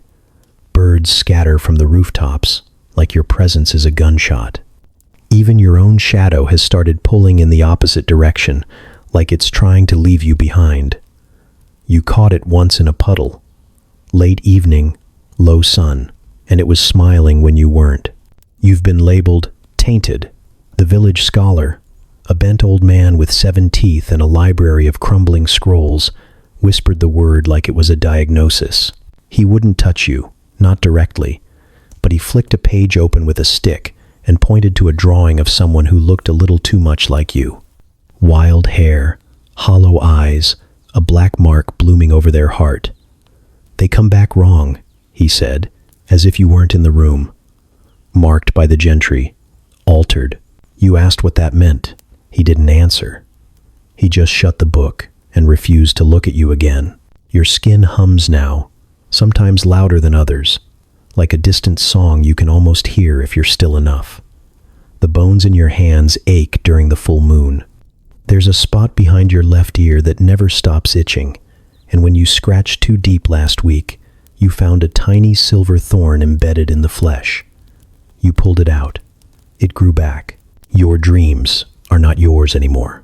They are borrowed landscapes, stitched together with threads of someone else's nightmares. You walk on floors made of teeth, drink from rivers that whisper your name backwards, and wake with moss in your mouth. You try not to sleep, but the forest in your head gets louder when you're awake too long. Last night, it whispered that it misses you. The villagers don't say anything directly. They leave offerings on your doorstep now. Bundles of sage, braids of garlic, dead crows nailed to wood with little notes that say, "Go back." Someone carved the word witch spawn into your door. You left it there. They need a warning too. You tried cleaning the house once, tried scrubbing every inch of yourself, boiling herbs, reciting every prayer you could half remember from childhood. The air didn't change. The rot stayed. Something scratched from inside the walls that night. Something laughed when you cried. You still haven't found your voice. Not the real one anyway. You speak in echoes now, in tones that don't quite belong to you. Sometimes your voice comes out in languages no one taught you, full of sounds that twist in the air like smoke and linger long after you've stopped speaking. You told your brother good morning last week, and he dropped to his knees and started weeping. He won't look you in the eye anymore. You don't bleed red. You found that out the hard way after slicing your hand on a cracked mirror. What came out shimmered blue under the candlelight, thick like sap and sweet-smelling. You watched it bead, then vanish into your skin like it was never there. The wound closed within seconds. No one knows how long you were gone. You say days. Your sister says seasons. The woods say centuries. Your clothes no longer fit right, not just in size. They hang wrong, like the threads are trying to remember the shape of someone who's no longer quite human. And your eyes, they don't match anymore. One reflects the room, the other reflects nothing at all. You tried to find the door again, took every path you remembered, retraced your steps until your shoes fell apart and your soles bled. Nothing, just trees, silent, watching, waiting. You're not welcome back. You're not welcome here, so you haunt the in-between. You sit at the edge of the village with your tea that never stays warm, your bread that molds within minutes, your books that rewrite themselves when you look away. Children dare each other to knock on your door. Most don't make it past the gate. The one that did left with his hair turned white and his pockets full of dead bees. You wish you could tell them you mean no harm, but your smile is too sharp now. Your presence is too loud. Even silence bends around you like it's afraid to offend. The fairy realm didn't need to keep your body. It kept your soul. Fractured it, rewrote it, sent you back like a message in a bottle that nobody wants to open. You left, but it didn't. They stare at you like you're a memory they don't remember making. Their eyes squint, as if they could force your features into alignment with someone they once knew, someone who left for the woods with a basket of bread and never came back. But the longer they look, the more confused they seem. Not afraid, not quite, but disturbed, as if you've slotted into a space in the world that should never have held anything at all. Your mother touches your cheek like it might burn her. Her fingers hesitate in the air, then pull back before they land. She murmurs your name, but it sounds like a question, like she's not sure it still belongs to you. You nod. You try to smile. Wind chimes ring from your throat. Delicate, crystalline notes tumble out of your mouth, and your mother recoils. Behind her, your father steps forward, but not protectively, suspiciously, like a man checking a trap he didn't set. His hand grazes the hilt of the knife he uses for carving meat, though you haven't touched food in days. You try again. You open your mouth, aiming for some kind of reassurance, but all that comes out is a breeze. Not even a word. Just wind, scented with lavender and decay, like a garden growing in a grave. Your sister faints. They call for the priest. You sit in the corner of your old house, the one with uneven floors and smoke-stained ceilings, like a guest who overstayed their welcome. The room feels unfamiliar now. Your memories don't sync with the furniture. That chair was blue, not brown. The clock ticks backward. The cat won't come near you. You look into the mirror above the hearth and nearly don't see yourself. Your face is there, but blurred at the edges, like someone painted you in watercolor and forgot to let it dry. Your eyes shimmer, pupils flickering like candle flames. Your skin is too pale, your freckles too symmetrical. You blink, and for one horrible second, you can see straight through your own reflection. You are possibly transparent. The priest arrives with incense and accusations. He circles you 3 times, muttering Latin that makes your teeth ache. When he finishes, he flings salt at your feet. It hisses when it lands. Your father grips your shoulder and demands to know where you've been, what you are, what you've done with the real you. You try to say, "You are the real you," but your voice comes out a song no one knows the tune to. Your younger brother cries and won't say why. Your grandmother won't come down the stairs. They argue about you as if you're not in the room. Someone uses the word fetch. Someone else says changeling. Someone finally suggests tying a stone around your neck and seeing if you float. You don't stay for the vote.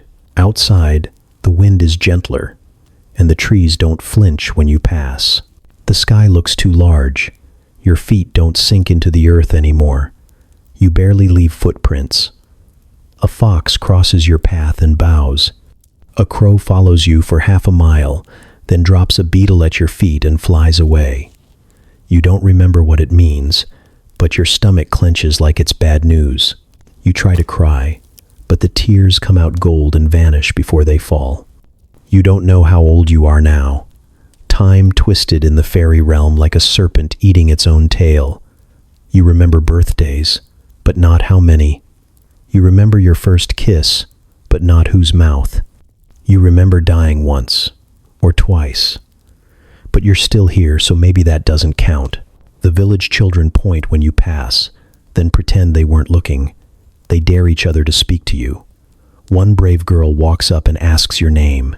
You try to answer. She listens carefully to the sound of glass shattering and says, "That's pretty," before running away. Sometimes your mother leaves food on the porch. She doesn't watch you eat it. You never do. The fairy gifts still cling to your skin. Your hair glows faintly in moonlight. Flowers bloom where you sleep. Birds mimic your laugh, but you don't laugh anymore. You dream of rivers flowing upward and bones growing on trees like fruit. You wake up with dirt under your nails and your fingernails too long. The fairy realm doesn't let go. It just loosens its grip enough to make you believe you've escaped. You haven't. You're a thread that unraveled and was sewn back wrong. Your family looks at you and sees a patchwork of what once was, what might have been, and what should never be. You eat silence.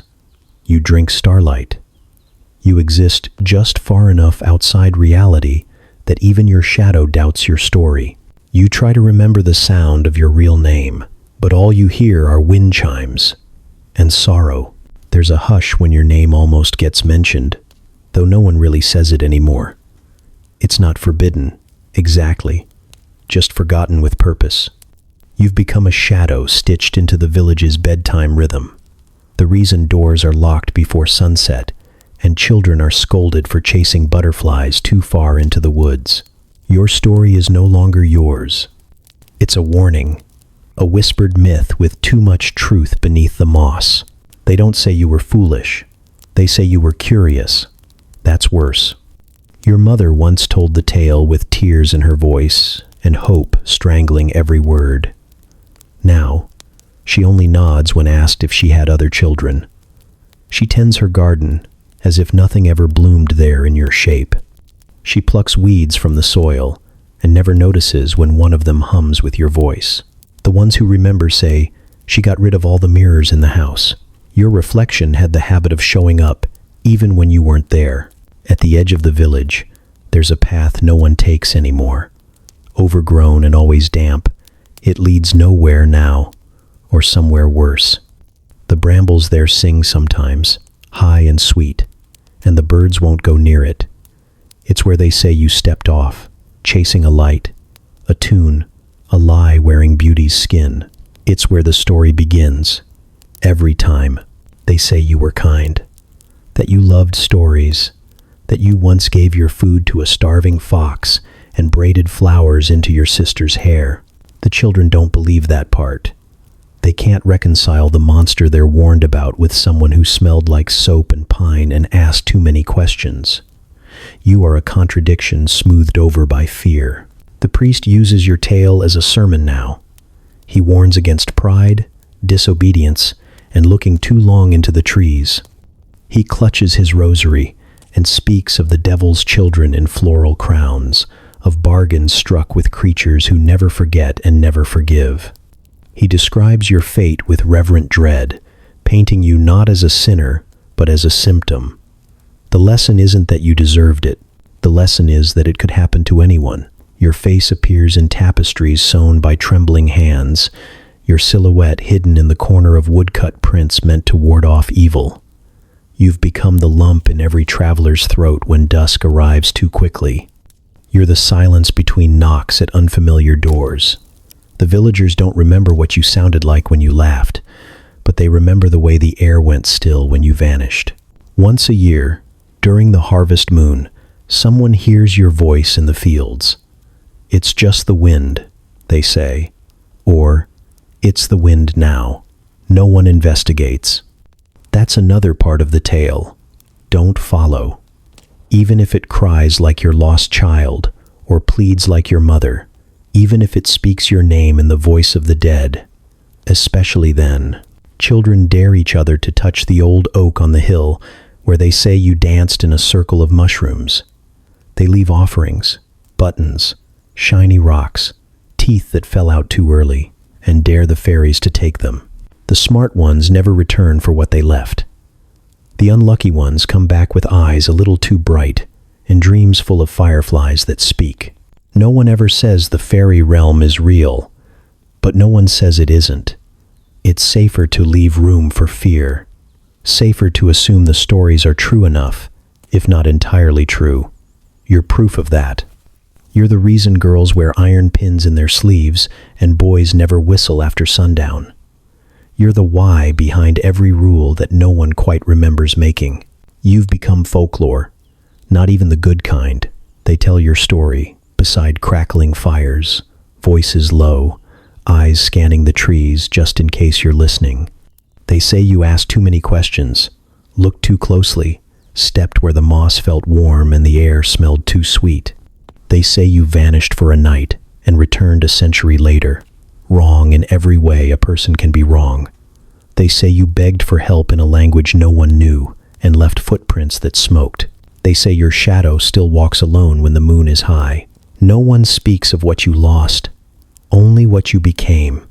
They don't mourn you, they caution. The idea of you is more useful now than the truth ever was. You are the echo parents invoke when their children linger too long at the forest's edge. You are the names stitched into bedtime warnings, spoken in the same breath as wolves and witches and the monsters that wear smiles like masks.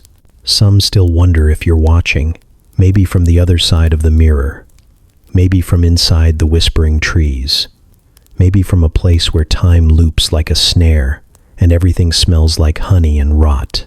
Maybe you left entirely. Maybe you never really did. What matters is this. They remember the lesson. They just don't remember you. The wind tonight sounds almost like laughter, but that's just your imagination. Probably. It rustles the trees outside your window in soft hisses and clacks, branches brushing the glass like fingers that forgot what it meant to knock.